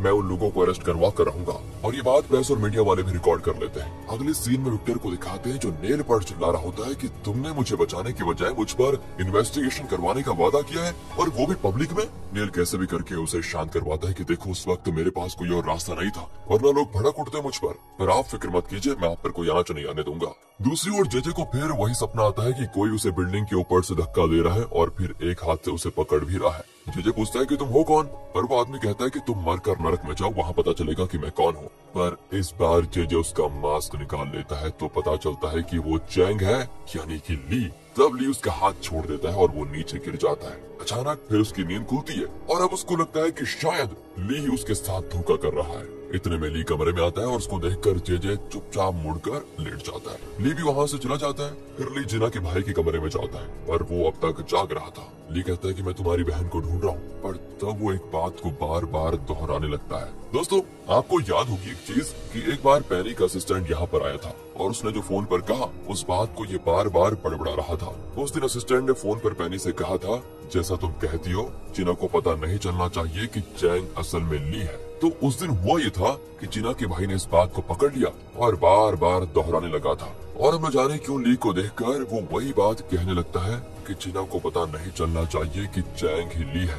ली तो एकदम चौंक जाता है और तब भाई के गले में एक चेन दिखता है जो ली ने बहुत पहले जिना को दिया था जब ली ब्लाइंड था और जिना उसके घर में काम करने आती थी। ये जानने के बाद ली बहुत इमोशनल होता है और समझ जाता है कि जिना के लिए उसकी तलाश अब पूरी हो चुकी है। उसने आखिर जिना को ढूंढ लिया है। दूसरी ओर जिना वाइस चेयरमैन के केबिन में जाती है जहाँ वो थकान के मारे सोफे पे सोया होता है। जिना वहाँ पर बड़े पेपर्स उठाने जाती है कि अचानक एंड्रयू की आंख खुलती है और वो झट से जिना को गले लगा लेता है। जिना ने तो ये बिल्कुल भी एक्सपेक्ट नहीं किया था। यहाँ ली जिना को कॉल करने लगता है और चिल्ला रहा होता है कि प्लीज प्लीज प्लीज फोन उठाओ, तुम इतने दिन मेरे साथ ही, पर मैं तुम्हें पहचान नहीं पाया, तुम्हें इतनी जगह ढूंढ रहा था, मैं जान गया हूँ कि तुम ही मेरी जिना हो, प्लीज जल्दी फोन उठाओ। और इसी इमोशनल सीन के साथ तो पिछले पार्ट के एंड में हमने देखा कि ली जान चुका था कि जोंग युन के नाम से डोडो ग्रुप में उसके साथ इतने दिनों से जो काम कर रही थी वो कोई और नहीं, वही जिना है जो कई साल पहले ली के यहाँ पर काम करती थी। और उस वक्त ली ब्लाइंड था और जिना को अपना दिल दे बैठा था। सब जानकर ली बहुत इमोशनल हो जाता है और तुरंत जिना को कॉल करता है। तो इस पार्ट की शुरुआत में ली जोर से चिल्लाने लग जाता है कि प्लीज जिना, प्लीज कॉल उठाओ प्लीज। इतने में जेजे सामने आ जाता है और उसे जिना नाम बहुत ही सुना सुना सा लगता है। वो ली से पूछता है कि क्या तुम्हारी गर्लफ्रेंड का नाम है जिना? ली सोच में पड़ जाता है कि अब इसे मैं क्या बताऊं। वो कहता है कि नहीं, वो मेरी एक्स का नाम है और मुझे लगा वो इस हॉस्पिटल में आई है, इसलिए मैं उसको कॉल करने लगा। जेजे कहता है अच्छा, पर एक बात ध्यान में रख लो बेटा, बीता हुआ पल और एक्स गर्लफ्रेंड कभी वापस नहीं आते, इसलिए उसका ख्याल मन से निकाल दो और मूव ऑन करने की कोशिश करो। ये कहकर वो चला जाता है। लेकिन दोस्तों यहाँ ली को शक होने लग जाता है कि शायद जेजे को उस पर शक होने लगा है। दूसरी ओर एंड्रयू ने अपने ऑफिस में जिना को गले लगाया होता है, जबकि जिना ने बिल्कुल एक्सपेक्ट नहीं किया था। वो एंड्रयू को थोड़ा दूर हटाकर कहती है, ये तुम क्या कर रहे हो? एंड्रयू कहता है, मैं थोड़ा अपसेट था, इसीलिए इमोशनल सपोर्ट के लिए तुम्हें अपनी फ्रेंड समझकर ऐसा कर बैठा, सॉरी उसके लिए। तभी दोस्तों ली जिना को कॉल कर रहा होता है और एंड्रयू कॉल काट कर जिना से पूछता है कि इस वक्त तुम्हें कॉल क्यों आ रहा है? जिना कहती है वो मेरी फ्रेंड है, इसलिए उसे किसी भी वक्त मुझे कॉल करने की छूट दी है मैंने, कहकर वो फोन लेकर चली जाती है। दूसरी ओर पैनी हॉस्पिटल में आती है और ली उसे बता देता है कि जोंग युन ही जिना है। दोस्तों इसी नाम से जिना डूडो ग्रुप में काम कर रही है, आपको पता है ना। ली कहता है कि वो कितने दिन मेरे कितनी करीब थी, पर मैं एकदम बेवकूफ निकला कि उसको पहचान ही नहीं पाया। सच में गधा हूँ यार मैं। पैनी चौंक जाती है कि जो बात मुझे बताना चाहिए था वो खुद इसको पता चल गया। और दोस्तों तब जिना कॉल करती है और कहती है, मैं बस स्टॉप में हूँ, अभी निकलने वाली हूँ बस। ली पूछता है कि क्या मैं तुम्हें लेने के लिए आ जाऊँ? लेकिन जिना कहती है तुम पहले से मेरे लिए बहुत कुछ कर चुके हो, तो फिक्र मत करो, मैं बस में चले जाऊंगी। यहाँ दोस्तों पैनी ली को कार में लेकर जा रही होती है। वो पूछती है, क्या तुम जिना को बताने चाह रहे हो कि तुम ही ली हो? अगर किसी को ये बात पता चल जाएगी तो तुम्हारी और जिना की दोनों की जान को खतरा होगा। हाँ, ली कहता है, शायद तुम ठीक कहती हो, वैसे भी जेजे को पहले से मुझ पर शक होने लगा है और मैं नहीं चाहता कि मैं कुछ ऐसा करूं जिससे उसका शक सही निकले। फिलहाल मैं जिना को ही नहीं, किसी को ये सच नहीं बताऊंगा। ये फैसला करके वो बस स्टॉप पर उतर आता है। वो हर बस में देखता है पर जिना किसी में नहीं होती। आखिर एक बस में जिना को देखकर वो बस में चढ़ जाता है, पर जिना सो रही होती है और ली उसके पास बैठ जाता है। लेकिन ये एंड्रयू भी तो कम नहीं है, ये जिना का पीछा कर रहा था। जिना नींद में ली के कंधे पर सर रख लेती है। अचानक बस रुकती है तो वो जाग जाती है और ली को पास में देखकर पूछती है, तुम कब आए? ली भी मजाक में कह देता है, लगता है मेरी किस्मत में यही लिखा है कि हमेशा तुम्हारा साथ दूं। यहाँ से फिर दोनों उतर आते हैं। जिना कहती है कि मुझे ना बस में हमेशा नींद आ जाती है, पर ये बताओ तुम इस बस में क्यों आए? ली कहता है, वैसे भी तुम किसी न किसी मुसीबत में तो फंसी जाओगे, तो मैंने सोचा क्यों ना मैं एडवांस में तुम्हारी मदद के लिए आ जाऊं। लगता है उम्र भर मुझे इसी तरह तुम्हारा बॉडीगार्ड बनकर रहना पड़ेगा। अगर ये सब मुझे करना है तो क्यों ना मैं तुमसे प्यार कर लूं। दोस्तों अचानक से ली ने जो बात कही वो जिना को चौंका देती है। वो कहती है, तुम्हें मेरे लिए मजबूरन ये सब करने की जरूरत नहीं है, तुम फिक्र मत करो, आगे से मैं किसी मुसीबत में नहीं फंसूंगी, ओके कल मिलेंगे। ये कहकर जिना चली जाती है। लेकिन कुछ दूर जाकर वो मुड़कर ली को देखती है जो कि चलने लग जाता है। कहीं मैं भी इससे प्यार तो नहीं कर बैठी। नहीं, अभी ऐसा कुछ नहीं होगा। लेकिन वो खुद को ये कहकर चुप करा देती है कि यहाँ पे तुम जिना नहीं हो जिना, तुम यहाँ पर जोंग्युन हो, इसलिए दिल पे कंट्रोल रखो और चले जा अपने घर। एंड्रयू ये सारी चीजें दूर से देख रहा होता है क्योंकि उसे जीना यानी जोंग्युन बहुत अच्छी लगती है। एंड अच्छी लगती है तो उसको थोड़ा जलन भी जरूर होती है। तो अगले सीन में एक मिलिट्री जीप को दिखाते हैं जो टायर के फटने से आउट ऑफ कंट्रोल हो जाती है और एक जगह टकरा जाती है। अचानक एक्सीडेंट में एक सोल्जर मारा जाता है। अब टीवी पर दिखाते हैं कि ये विक्टर की फैक्ट्री में बना टायर है और इतनी घटिया क्वालिटी का है कि ये फट गया और इसी वजह से एक सोल्जर मारा गया। नेल तो तंग आ जाता है कि मैं विक्टर को एक प्रॉब्लम से बाहर निकालने की कोशिश कर रहा हूँ और इतने में वो दूसरी प्रॉब्लम में फंस गया। इतने में दोस्तों विक्टर कॉल करके खुद मदद मांगता है कि इस केस में भी मुझे बचा लो, मैं बस तुमसे मिलने आ रहा हूँ। नेल कहता है कि सुनो, अगर हम दोनों मिले तो मीडिया और मुसीबत खड़ी कर देगी, इसलिए तुम जरा सब्र करो, मैं कुछ करता हूँ। और दोस्तों यहाँ जेजे को दिखाते हैं जिसके दिमाग में बस यही चल रहा है कि वो जिना कौन है जिसके बारे में ली उस हॉस्पिटल में बात कर रहा था। ये नाम मुझे इतना सुना हुआ क्यों लग रहा है। एंड दोस्तों तब उसे याद आता है कि ली के लिए जो लड़की काम करने आई थी उसका नाम जिना था। ली तो उससे प्यार भी करने लग गया था। दोस्तों एक बात पूछनी थी, आप कंफ्यूज तो नहीं हो रहे हो ना? अरे जो ली है ये हम जानते हैं कि ये ली है, लेकिन जेजे नहीं जानता कि ये ली है। जेजे ली को चैंग के नाम से जानता है, समझ गए ना आप? अब वो आगे सोचता है कि अगर चैंग जिना को अपनी एक्स गर्लफ्रेंड बता रहा है तो क्या इसका मतलब ये हुआ कि चैंग ही ली है? इसी शक के साथ वो तुरंत नेल को कॉल करके कहता है तुम चैंग पर विश्वास मत करो, मुझे उस पर शक हो गया है और जब तक मैं ना कहूँ तब तक उसे कोई काम मत देना। लेकिन जब नेल जेजे से बात कर रहा होता है तो ली उसकी कार ड्राइव कर रहा था। उसके कान तो आपको पता ही है कितने तेज हैं, सब कुछ सुन लेते हैं। एंड वो नेल को ड्रॉप करके पैनी को कॉल करके कहता है कि हॉस्पिटल में ब्लड टेस्ट के लिए मैंने जब खून दिया था तो जेजे वहीं पर था। अगर उसने मेरा ब्लड सैंपल चुरा लिया तो उसका टेस्ट करवाकर उसे पता चल जाएगा कि मैं ही ली हूँ, इसलिए मेरा ब्लड सैंपल हॉस्पिटल से चुरा लो कैसे भी करके। यहाँ जेजे किमी को बता देता है कि मुझे लगता है कि चैंग ही ली है, तुम एक काम करो, लैब से उसका ब्लड सैंपल निकाल लो। किमी भी दोस्तों सैंपल लेने के लिए जाती है, लेकिन इतने में पैनी भी वहाँ पहुँच जाती है और अपनी असिस्टेंट से कहती है कि तुम ली का ब्लड सैंपल बदल दो। इसी बीच पैनी किमी और डॉक्टर को रोककर बात करने लगती है ताकि वो लैब में न जा पाए और असिस्टेंट को ब्लड सैंपल बदलने का वक्त मिल जाए। वो कहती है मेरी तबीयत ज्यादा खराब हो गई इसलिए हॉस्पिटल आ गई। इसी बीच उसका असिस्टेंट एक जगह पर आग लगा देता है जिस वजह से फायर अलार्म बजता है, इसलिए डॉक्टर को लैब में जाने में देरी हो जाती है। एंड यही मौके का फायदा उठाकर असिस्टेंट लैब से ली का सैंपल लेकर निकल आ जाता है और उसकी जगह पर कोई दूसरा सैंपल रख देता है। लेकिन तभी किसी की आहट को सुनकर वो एक जगह पर छुप जाता है। डॉक्टर और किमी आकर बदला हुआ सैंपल लेकर टेस्ट करने चले जाते हैं। अब अगले दिन की बात है, एंड्रयू जिना से कहता है कि तुम्हारा घर ऑफिस से बहुत दूर है, इसलिए तुम्हें बस में आना जाना थोड़ा दिक्कत होती होगी। एक काम करो ना, ऑफिस के पास ही कोई अच्छा घर क्यों नहीं देख लेती? पर जिना कहती नहीं नहीं, मुझे बस में आना जाना अच्छा लगता है, तुम मेरी फिक्र मत करो। एंड दोस्तों यहाँ से दोनों एक मीटिंग के लिए जाते हैं। रास्ते में कुछ लोग गॉसिप कर रहे होते हैं जिनको सुनकर जिना को बहुत बुरा लगता है। एंड्रयू कहता है कि वो तुम्हारे बारे में नहीं मेरे बारे में गॉसिप कर रहे हैं क्योंकि चेयरमैन ने मेरी माँ से शादी नहीं की थी। मैं चेयरमैन का नाजायज बेटा हूँ, इसलिए सब ऐसी बातें करते हैं, कोई बात नहीं। और ये सुनकर जिना को उसके लिए बहुत बुरा भी लगता है। अब कॉन्फ्रेंस रूम में चेयरमैन पूछता है कि तुमने इस कंपनी के लिए प्लान क्या सोच के रखा हुआ है? एंड्रयू बताता है कि हम जिना को अपनी कंपनी का फेस बनाने वाले हैं। पहले सिंडी ने जो एड्स किए थे उनकी जगह पर हम जिना को एड्स में रिप्लेस कर देंगे। ऐसा करने से हमारी कंपनी पर लोगों का विश्वास होगा और कंपनी पहले वाली उस लेवल पर पहुंच जाएगी। लेकिन दोस्तों आपको पता ही है कि सिंडी इससे भड़क जाएगी, तो वो भड़क जाती है कि पापा आप इसकी बकवास मत सुनिए, एड्स तो मैं ही करूंगी। चेयरमैन उसको डांट देता है कि बचपना छोड़ो और एंड्रयू को अपना काम करने दो, वही इस कंपनी को डूबने से बचाने वाला है। अब एंड्रयू और जिना बाहर आ जाते हैं पर सिंडी वहाँ पर भी एंड्रयू से बहस करने लगती है कि तुम इतना मत उछलो वरना बहुत बुरा होगा।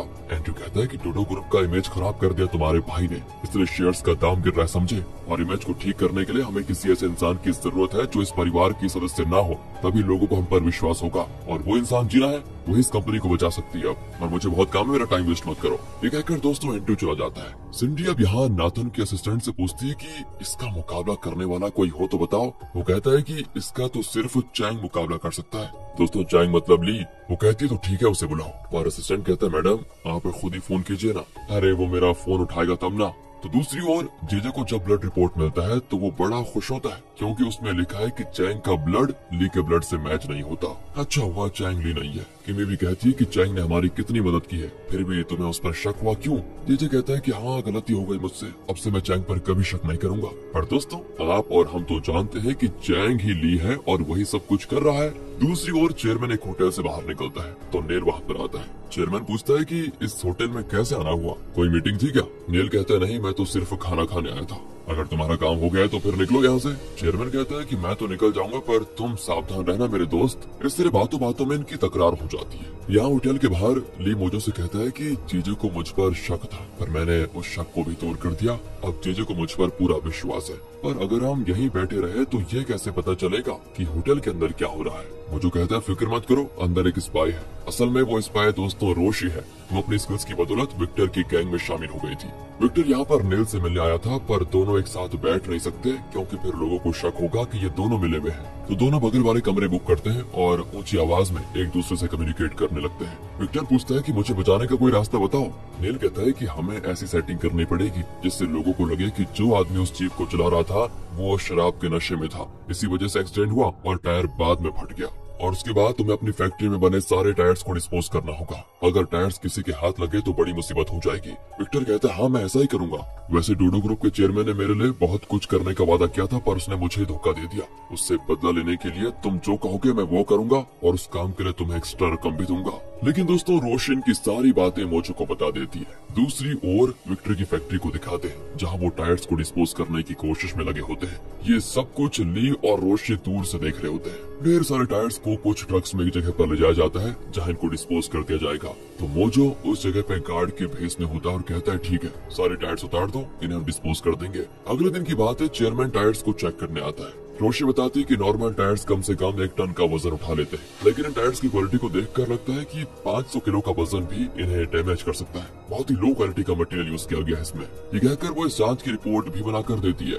चेयरमैन उस रिपोर्ट को एंड्रयू के हवाले करते हुए कहता है तुम ये रिपोर्ट प्रेस को दे दो और जब ये खबर छपेगी तो ना सिर्फ विक्टर फंसेगा बल्कि नेल और जेजे भी बुरी तरह फंस जाएंगे। एंड्रयू पूछता है कि आप खुद ये प्रेस को क्यों नहीं दे देते। चेयरमैन कहता है कि जेजे ने तुम्हें अपने फायदे के लिए यूज किया है और अब उससे बदला लेने की तुम्हारी बारी है, इसलिए ये काम तुम ही करो। दोस्तों यहाँ पर एंड्रयू तो ना भी नहीं कर सकता क्योंकि फिर चेयरमैन को शक होगा कि ये अभी भी जेजे को ही सपोर्ट करता है। ये सोचकर एंड्रयू रिपोर्ट को ले लेता है। दूसरी ओर नेल एक प्राइवेट होटल में अपोजिशन के एमएलए को बुलाकर उन्हें ट्रीट दे रहा होता है और तो विक्टर वहाँ पर आता है और सभी चौंक कर नेल से पूछते हैं कि इसे यहाँ पर क्यों बुलाया आपने। नेल बताता है कि ये मेरा करीबी दोस्त है, टायर ब्लास्ट केस में ये फंसा हुआ है और कल उस केस की सुनवाई है और मैं चाहता हूँ कि आप सब उसमें विक्टर के पक्ष में ही गवाही दें। इतने में वहाँ पर ली आ जाता है और उसके साथ कुछ लड़कियां भी होती है जो इन्हें एंटरटेन करने के लिए आई है। फिर ली उन्हें चेक करता है कि कहीं उनके पास कोई वेपन से कैमरा तो नहीं। चेक करके वो कहता है कि सर सब क्लियर है। एंड दोस्तों ये कहकर वो उस स्कैन डिवाइस को एक स्टैंड पर रख देता है। इसकी हरकत से हमें साफ पता चलता है कि उस डिवाइस में जरूर कोई कैम है जो सब कुछ रिकॉर्ड कर रहा है। फिर क्या था, सभी शराब में मस्त हो जाते हैं और लड़कियों के साथ एंजॉय। नेल नशे में कहता है कि लोग एकदम बेवकूफ हैं जो ये समझ रहे हैं कि मेरा विक्टर के साथ कोई वास्ता नहीं है, पर सच तो यह है कि हमारे बीच कई डीलिंग्स है, ये यार है मेरा। मैं इसीलिए आपका इतना एंटरटेनमेंट करवा रहा हूँ ताकि कल आप लोग कोर्ट में ये कह दें कि उस जीप का ड्राइवर नशे में गाड़ी चला रहा था और इसी वजह से एक्सीडेंट हो गया। दोस्तों वो ये सारी बातें बोल तो रहा था पर वो नहीं जानता कि उसकी सारी बातें वीडियो के साथ रिकॉर्ड हो रही है। मोजो, ली और रोशी बड़े खुश होते हैं कि ये एविडेंस काफी है विक्टर और नेल को कोर्ट में सजा दिलवाने के लिए।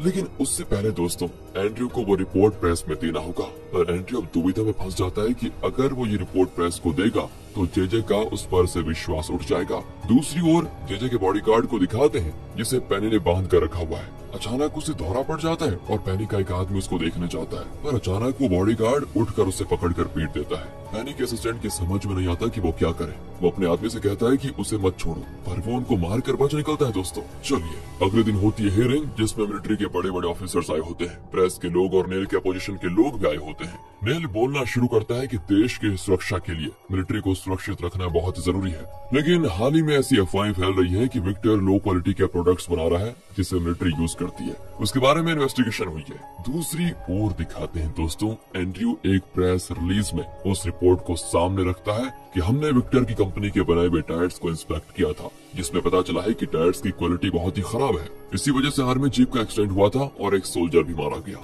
इतना ही नहीं, वो कल रात रिकॉर्ड की भी उस वीडियो को भी दोस्तों वहाँ रिलीज कर देता है। एंड यहाँ हियरिंग के बीच में कई लोगों के मोबाइल्स पर वो वीडियो भी भेज दी जा चुकी थी। यही नहीं, नेल जिस स्क्रीन पर अपना प्रेजेंटेशन दे रहा था उस पर वो वीडियो प्ले होने लग जाता है जिसमें नेल ने कहा था कि मेरी और विक्टर की पुरानी यारी है और कल हियरिंग में आपको झूठ बोलना है कि टायर्स की क्वालिटी में कोई कमी नहीं थी, बल्कि ड्राइवर ने नशे में एक्सीडेंट करवाया था और बदले में मैं तुम सबको बहुत बड़ी रकम दूंगा।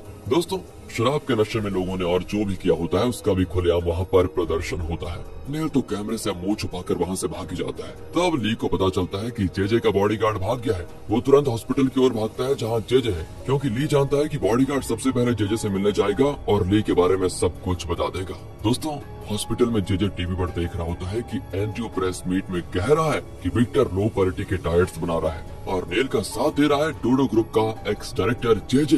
ये सब कुछ देखकर जेजे हो जाता है शॉक। मौका पाकर ली उसको और भड़काने की कोशिश करता है कि देखा सर देखा, मुझे तो पहले से पता था कि एंड्रयू ही वो जासूस है जो आपकी सारी बातें चेयरमैन को बता रहा था। इस पर जेजे अपने बारे में सोच सोच कर पागलों की तरह जोर से हंसने लग जाता है। और यहाँ पर यार पिछले पार्ट के एंड में हमने देखा कि एंड्रयू ने प्रेस को बता दिया था कि विक्टर के फैक्ट्री में बने टायर्स की क्वालिटी कितनी खराब थी, जिस वजह से आर्मी को नुकसान हुआ और एक सोल्जर भी मारा गया। यही नहीं, नेल भी इसमें विक्टर का साझेदार है और इन दोनों को जेजे सपोर्ट कर रहा है। दोस्तों, ये सारी चीज टीवी पर देखकर जेजे तो पागलों की तरह हंसने लग जाता है। एंड इस पार्ट की शुरुआत में दिखाते हैं कि जेजे अचानक सर पकड़कर बैठ जाता है कि नहीं नहीं नहीं, मैंने कुछ नहीं किया, मेरी कोई गलती नहीं थी। ली चौंक जाता है और डॉक्टर को बुला लेता है दोस्तों तुरंत। एंड फिर वो रियलाइज करते हैं कि खबर सुनकर जेजे हो चुका है पागल।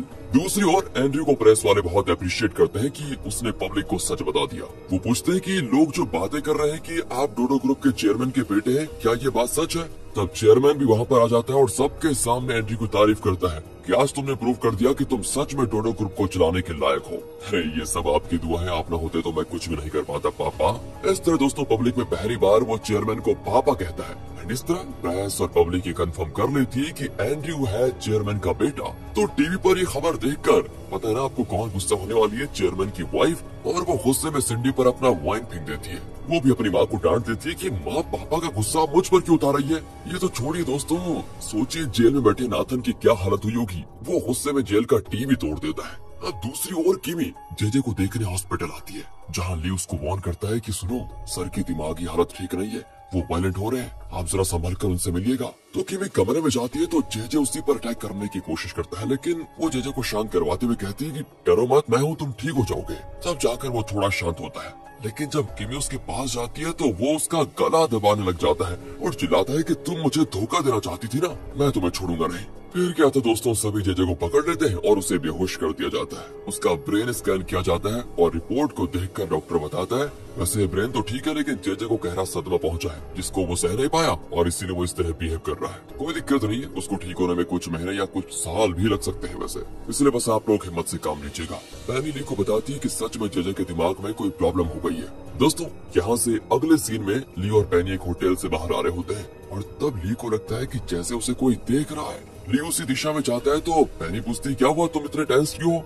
ली कहता है मुझे शक है कि जेजे का बॉडीगार्ड मुझे फॉलो कर रहा है। पैनी कहती नहीं नहीं, ये तुम्हारा वहम होगा, मुझे तो इन्फॉर्मेशन मिल चुकी है कि वो बचकर अमेरिका चला गया। लेकिन दोस्तों दूसरी ओर हमें दिखाते हैं कि बॉडीगार्ड अमेरिका नहीं गया, बल्कि वो सच में ली पर नजर रखे हुए है। यहाँ फ्लैशबैक में दिखाते हैं कि बॉडीगार्ड ने अमेरिका जाने के लिए टिकट खरीदा था, लेकिन आखिरी वक्त में उसने फैसला कर लिया कि नहीं नहीं नहीं, मैं बचकर नहीं भागूंगा, यहाँ रहकर अपना काम पूरा करके रहूंगा। इसीलिए दोस्तों उसने अपना टिकट फाड़ दिया और अमेरिका नहीं गया। अगले सीन में जिना को दिखाते हैं जो एड शूट्स की पूरी तैयारी कर रही है। असल में ये एड एक इंटरव्यू के रूप में होता है, जहाँ वो इंटरव्यूअर को बताती है कि डोडो ग्रुप के प्रोडक्ट्स अब पहले जैसे अच्छी क्वालिटी के बन रहे हैं और क्वालिटी की जांच मैं खुद कर रही हूँ, इसलिए पब्लिक डोडो ग्रुप के प्रोडक्ट्स को बेझिझक खरीद सकती है और हमने इसमें सेफ्टी का खास ध्यान रखा है। इस तरह वो डोडो ग्रुप का बहुत बढ़िया तरीके से प्रमोशन कर देती है। शूट के बाद एंड्रयू पूछता है तुम हमेशा एक जैसा ड्रेस क्यों पहनती हो, अलग अलग तरह के ड्रेस पहना करो ना। वो कहती मेरी कोई कपड़ों की दुकान नहीं है समझे, जो है वही तो पहनूंगी। ये सुनकर तो एंड्रयू उसको एक ड्रेस शॉप में लेकर जाकर उसके लिए ढेर सारे ड्रेसेस और शूज खरीद देता है। जिना चौंक जाती है कि मेरे लिए तुम ये सब कुछ क्यों कर रहे हो? वो कहता है तुम्हारे लिए नहीं, डोडो ग्रुप के लिए कर रहा हूँ, आखिर डोडो ग्रुप की भी तो एक इमेज है और वो फिलहाल तो तुम हो। शॉपिंग के बाद वो सारी चीजें भी जिना से उठवाता है कि अपना सामान खुद ले जाओ। जिना दोस्तों ड्रेसेस में अपना शूट करती है और एंड्रयू उसको बस निहार रहा होता है, शायद उसको जिना से प्यार हो गया है। कोई बात नहीं, यहाँ से दिखाते हैं कि चेयरमैन अपने बेटे से मिलने जाता है। चेयरमैन को देखते वो कहता है लगता है आप गलती से मुझे देखने आ गए, मैं चलता हूँ। कहकर वो वापस जाने लगता है, लेकिन चेयरमैन कहता है मैं तुमसे मिलने आया हूँ, मुझे पता है तुम मुझसे गुस्सा हो, इसलिए तुम मुझसे जो कहना चाहते हो वो कह डालो। एंड इस पर दोस्तों नाथन बहुत इमोशनल होकर कहता है कि मुझे माफ कर दीजिए पापा, मुझ में इतनी हिम्मत नहीं है कि मैं आपका मुंह देखकर बात कर पाऊँ।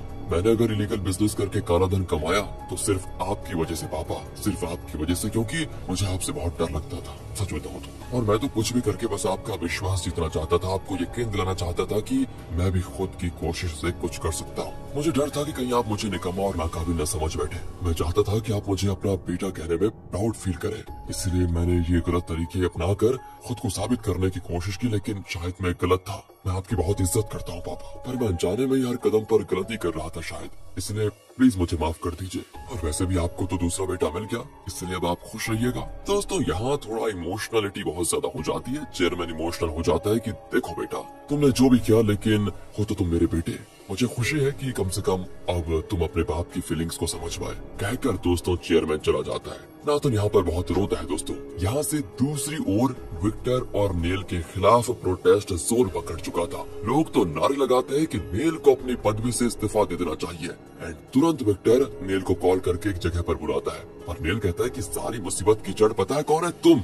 और मैं भी इसमें फंस गया हूँ, मैं नहीं आऊंगा तुमसे मिलने के लिए, और ऊपर से मैंने पी भी रखी है। विक्टर कहता है कोई बात नहीं, मैं तुम्हारे लिए गाड़ी भिजवा दूंगा, तुम आओ तो सही। तो विक्टर की गाड़ी में नेल उससे मिलने जाता है। वो विक्टर से कहता है हम इस प्रॉब्लम में पूरी तरह फंस चुके हैं, ध्यान से सुनो मेरी बात। मुझे सिर्फ एक रास्ता नजर आता है सुलझन से बाहर निकलने का, और वो रास्ता है जेजे। उसके दिमाग में कोई प्रॉब्लम है और उसी का फायदा उठाकर मैं लोगों को ये विश्वास दिला सकता हूँ कि मेरे और तुम्हारे बीच कोई कनेक्शन नहीं है। तो इसी फैसले के साथ नेल अगले ही दिन प्रेस को बता देता है कि मेरे दामाद जेजे की वजह से मेरा नाम इस स्कैंडल में फंसा हुआ है। ये सब जेजे ने किया और उसे बचाने के लिए मुझे इस मामले में थोड़ा दखल देना पड़ा, पर मुझे अपनी गलती का एहसास हो चुका है और इसीलिए मैं अपनी पदवी से इस्तीफा देता हूँ, कहकर वो अपना बैज उतार देता है। दोस्तों ये सारी चीज होते हुए जेजे चुपचाप टीवी पर देख रहा होता है। किमी बहुत परेशान हो जाती है कि सब कुछ खत्म हो गया, पर तुम वापस अपने होश में कब आओगे? ली और पैनी दूर से ये सब कुछ देख रहे होते हैं। एंड दूसरी ओर एंड्रयू डोडो ग्रुप की तरक्की के लिए दिन रात काम करने लगता है। स्ट्रेस की वजह से उसकी नाक से खून निकलने लगता है। जिना घबराकर उसको डांटती है कि बिना आराम किए दिन रात कब तक लगे रहोगे? वो भी कह देता है कि तुम्हें इससे क्या है, तुम घर क्यों नहीं गए अब तक? ये मेरा आखिरी चांस है पापा को ये प्रूव करके दिखाने का कि उन्होंने मुझ पर विश्वास करके जरा भी गलती नहीं की है, और अब मेरा मुंह मत ताको, तुम घर जाओ। जिना भी बाहर आ जाती है दोस्तों। तब ली कॉल करता है। असल में वो जिना को देखकर ही कॉल कर रहा था। वो पूछता है कि काम खत्म हुआ या फिर नहीं। तब वो कहती है कि रेगुलर काम तो पूरा हुआ, पर थोड़ा एक्स्ट्रा काम बचे हुए हैं, इसलिए हम कल मिलेंगे। एंड कहकर वो कॉल काट देती है। वो तो पूछती नहीं कि ली बोलने क्या वाला था। वो वापस आकर एंड्रयू को कहती है कि मैं भी तुम्हारी मदद करूंगी कंपनी की तरक्की के लिए, और हाँ इस तरह आप काम करेंगे तो सेहत खराब हो जाएगी सर आपकी। कहकर वो सर शब्द पर दोस्तों थोड़ा जोर डालती है। फिर वो एंड्रयू को चाय बना कर देती है। एंड्रयू ये सब कुछ देखकर बढ़िया तरीके से स्माइल करता है कि चलो किसी को तो मेरी फिक्र है। जिना अपना काम करके एंड्रयू के ऑफिस में जाती है तो वो सोया होता है। वो उस पर कोट ओढ़ कर बड़बड़ाती है कि घर जाओ सर, बहुत देर हो चुकी है। फिर वो बाहर आती है तो ली को देखकर कहती है अरे चैंग, तुम यहाँ कब से खड़े हो? दोस्तों पता है ना ली और चैंग एक इंसान है। अच्छा, जैसे कि तुम जानती नहीं, मैं तब से पता है यहीं पर खड़ा हूँ। खैर काम पूरा हो गया क्या तुम्हारा? जिना कहती है हाँ बस हो ही गया। असल में एंड्रयू कुछ ज्यादा ही काम कर रहा है, इसलिए मैं उसकी मदद कर रही हूँ बस। चलते चलते दोस्तों ली धीरे से जिना का हाथ पकड़ता है, पर वो इनकार नहीं करती क्योंकि उसे भी ली का ऐसा करना अच्छा लगता है। और शायद आपने भी गैस कर लिया होगा कि एंड्रयू दूर से ये सारी चीजें देख रहा है। बिल्कुल सही जवाब आपका। वो सच में इनको हाथ पकड़कर चलते हुए देख रहा होता है। दोस्तों अगले सीन में ली जेजे के लिए एक केयर टेकर को लेकर आता है, उसकी केयर करने के लिए नहीं बल्कि हर वक्त जेजे पर नजर रखने के लिए। ली को शक है कि जेजे पागल नहीं, सिर्फ पागल होने की एक्टिंग कर रहा है। पर दोस्तों किमी ये बात नहीं जानती और वो कहती है कि तुम हमारी मदद कर रहे हो, थैंक यू चैंग। और दोस्तों उसके बाद जेजे किमी को अकेले में बताता है कि तुम एक काम करो, तुरंत उस केयर टेकर को निकाल दो। ये सब कुछ उस चैंग का ड्रामा है, वो हमको मिटा देना चाहता है। और किमी कहती है अरे वो लड़का बहुत ही अच्छा है, हमारे बारे में देखो कितना सोचता है। जेजे कहता है खाक सोचता है, बेवकूफ मत बनो। तुम्हें क्या लगता है मैं पागल हूँ? नहीं, मैं पागल होने की एक्टिंग कर रहा हूँ। एंड ये ट्विस्ट खोलने के बाद फ्लैशबैक में दिखाते हैं कि बॉडीगार्ड जब पैनी के चंगुल से बचकर भागा था तो उसने एक पब्लिक बूथ से जेजे को कॉल करके कहा मुझे किसी ने किडनैप कर लिया था और मुझे यकीन है कि जरूर कोई आपका नजदीकी आदमी है जिसने ये सब कुछ किया।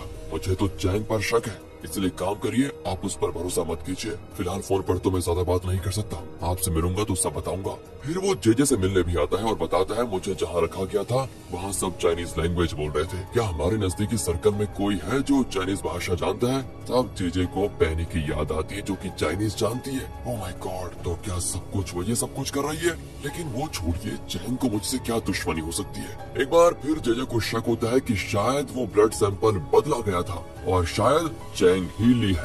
वो बॉडीगार्ड से कहता है कि तुम सुडो हॉस्पिटल जाओ जहां असली ली का ब्लड सैंपल रखा गया है, तुम उसको निकालो और टेस्ट करवाओ। अगर उसमें M2 एंटीबॉडीज नहीं निकले जो कि ली के खून में थे, तो इसका मतलब होगा कि ओरिजिनल ब्लड सैंपल को भी बदला गया है एंड उससे ये पता चल जाएगा कि चैंग ही ली है। तो दोस्तों अब प्रेजेंट में जेजे किमी को बता रहा होता है कि मुझे तो लगता है चैंग ही ली है और वो अपने पेरेंट्स की मौत का बदला लेने के लिए आया है, वो हमको मिटा कर रहेगा फिर तो। इतने में दोस्तों बॉडीगार्ड चैंग का ब्लड रिपोर्ट लेकर आ जाता है। उसमें लिखा होता है कि ली के ब्लड में M2 एंटीबॉडीज नहीं है जो कि असल में ली की बॉडी में थे, और अब ये साबित हो जाता है कि चैंग कोई और नहीं बल्कि ली है जो मरा नहीं था। ये जानकर किमी चौंक जाती है। बॉडीगार्ड कहता है कि अब मैं ली को खत्म कर दूंगा, बट जेजे कहता है उसे कुछ मत करना क्योंकि उसके पास मेरे $50 मिलियन है और जब तक मैं उसे वापस नहीं छीन लेता उसे कुछ मत करना।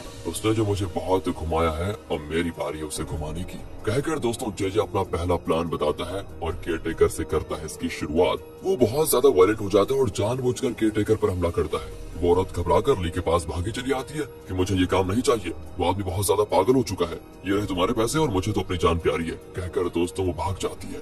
अब ली को लगभग विश्वास हो जाता है कि सच में जेजे का पागलपन हद पार कर चुका है। हॉस्पिटल में भी जेजे को अलग रखा जाता है, इसलिए वो कभी कभी छुप कर हॉस्पिटल से बाहर चला जाता है और वहाँ वो एंड्रयू से मिलता है और कहता है तुमने अपने पापा को इम्प्रेस करने के लिए मेरी पोल खोल दी। खैर मुझे इस बात का गुस्सा नहीं है पर तुम्हें मेरी मदद करनी पड़ेगी, अब सुन लो। एंड्रयू कहता नहीं करूंगा, क्या कर लोगे तुम मेरा है? अब पापा मुझ पर विश्वास करने लगे हैं इसलिए मुझे तुम्हारी मदद की जरूरत है ही नहीं, मैं अपनी मेहनत से डोडो ग्रुप का ओनर बन जाऊंगा। जेजे तो दोस्तों यहाँ पर विलन की तरह हंसने लग जाता है और तब बॉडीगार्ड एक ऑडियो प्ले करता है। असल में जब एंड्रयू जेजे के साथ था तो उनकी बातों की ऑडियो रिकॉर्ड की गई थी जिसमें जेजे ने एक बार पूछा था कि तुमने अपने सौतेले पिता का कत्ल कर दिया, क्या तुम्हें इस बात का डर या अफसोस नहीं है?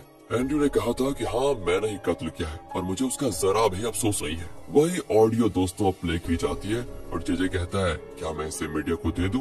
फिर ना तुम रहोगे और ना तुम्हारे पापा का तुम पर विश्वास रहेगा, तुम बस जेल की हवा खाओगे, सोच लो। एंड्रयू भी रियलाइज करता है कि ओहो कितनी बुरी तरह फंस चुका है वो। तब जेजे कहता है कि देखो जिस तरह तुमने मीडिया में मेरा नाम लेकर मुझ पर कीचड़ उछाला उसी तरह मैं भी ये ऑडियो रिलीज करके तुम्हारा सब कुछ पूरा कर सकता हूँ, सोचो। लेकिन मैं ऐसा नहीं करूंगा क्योंकि मुझे खुशी है कि तुम अपने पापा को इम्प्रेस कर पाए, उनका विश्वास जीत पाए। मुझे सिर्फ ये कहना है कि तुम चेयरमैन के साथ रहो लेकिन मेरे लिए काम करो वैसे ही जैसे तुम पहले क्या करते थे, और इससे होगा ये कि हम दोनों का मकसद पूरा हो जाएगा। तो इसके लिए सबसे पहले तो तुम्हें चैंग का खात्मा करना होगा। एंड्रयू कहता है कि हाँ वो तो है, मुझे भी चैंग को अपने रास्ते से हटाना है इसलिए मैं ये काम करने को तैयार हूँ। दूसरी ओर दोस्तों चेयरमैन की वाइफ ली से कहती है तुम वापस डोडो ग्रुप ज्वाइन कर लो, मुझे तुम्हारी मदद की जरूरत है। तुम एक काम करो यहाँ ज्वाइन करके उस एंड्रयू को कैसे भी करके कंपनी से बाहर कर दो, उसने हम सबको परेशान करके रखा हुआ है। तुम चाहो तो तुम मेरी बेटी की भी मदद ले लो, कंपनी में उसका भी एक बड़ा शेयर है। ले भी इस बारे में सोचकर बताने का वादा करता है। वो पैनी को बताता है कि अब मेरे पास डोडो ग्रुप ज्वाइन करने के अलावा और कोई रास्ता नहीं बचा,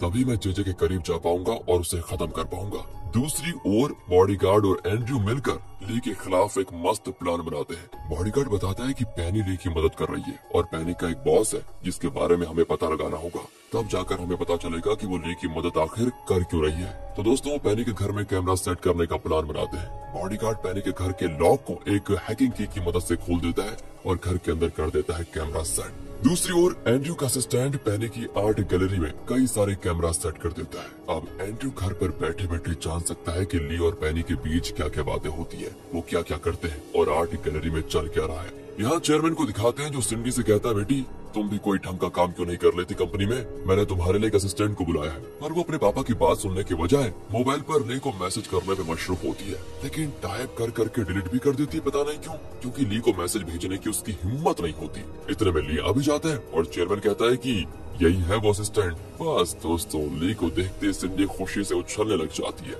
चेयरमैन कहता है कि सुनो आज से ये तुम्हारा फ्रेंड, फिलोसोफर और गाइड है, समझी ना, इसकी बात मानो और कुछ सीखने की कोशिश करो। सिंडी तो ली को प्यार की एक नजर से देखकर ओके पापा कहकर चली जाती है। ली बाहर आता है तो उसे लगता है कि कोई उसे फॉलो कर रहा है। अपना शक दूर करने के लिए वो मोबाइल का वीडियो रिकॉर्डिंग ऑन करके उसे एक जगह रख देता है और आगे चलने लग जाता है। एंड वो सीधे घूमकर उसी जगह पर आता है और अपना मोबाइल उठा लेता है तो उस वीडियो में ली को साफ दिख जाता है कि बॉडीगार्ड ही उसे फॉलो कर रहा है। अच्छा बेटा तो तुम अमेरिका नहीं गए। ली यहाँ से सीधे हॉस्पिटल में जेजे से मिलने के लिए जाता है जहाँ वो अकेला बैठकर कोई पजल को सॉल्व कर रहा होता है। ली कहता है अंकल जी मैं ली हूँ, आप कैसे हैं? वैसे मुझे नहीं लगता कि आप इतनी जल्दी मुझे भूल गए होंगे। चलिए मैं मान भी लेता हूँ कि आपने मुझे पहचाना नहीं।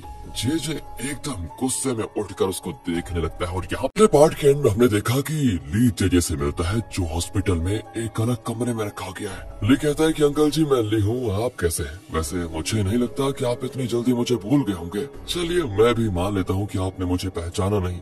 ये सुनकर दोस्तों जे एकदम गुस्से में उठकर उसको देखने लगता है। तो इस पार्ट की शुरुआत में जे अचानक हंसने लगता है और ले को पजल दिखाकर एक बच्चे की तरह कहता है, ये देखो मैं इसे सॉल्व कर दिया।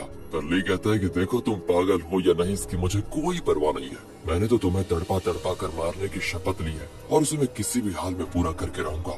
इतने में दोस्तों जे उसका गला पकड़ लेता है और तभी डॉक्टर और नर्सेस आ जाते हैं और जे को इंजेक्शन लगाकर बेहोश कर देते हैं। लेकिन बेहोश होने से पहले वो ली से कहता है कि अब तुम मेरा असली खेल देखोगे और इस बार तुम बचोगे नहीं, तुम्हारी जान लेकर ही रहूंगा मैं। तो अगले सीन में जे बॉडीगार्ड को बताता है कि ली ने मुझे सब बता दिया है और वो डायरेक्टली मेरे साथ मुकाबला करने का फैसला कर चुका है। लेकिन मैं पागल होने की एक्टिंग को जारी रखूंगा और उसी के जरिए ली को खत्म करूंगा। देखना तुम बस तुम ये पता लगाओ कि जिना जो कभी ली के लिए काम करती थी वो कहाँ पर है। वो जरूर ली के आसपास ही होगी और हाँ उसका एक मेंटली चैलेंज्ड भाई भी है। अगर तुमने उसका पता लगा लिया तो जिना को भी हम आसानी से पकड़ लेंगे क्योंकि ली के साथ मैं उसका भी खात्मा कर दूंगा। दोस्तों अब ली और पैनी घर पर बैठे होते हैं। ली कहता है कि मैंने अपनी असलियत जे को बता दी है लेकिन अभी भी वो पागल होने का बर्ताव कर रहा है और मुझे शक है कि वो एक्टिंग कर रहा है। पर दोस्तों घर में छुपाए हुए कैमरे के जरिए एंड्रयू ये सारी चीजें देख और सुन रहा होता है। इतने में पैनी का असिस्टेंट आकर कहता है कि आगे से देखिए हम तुम्हारी मदद नहीं कर पाएंगे। पैनी उसको चुप कराने की कोशिश करती है लेकिन वो कहता है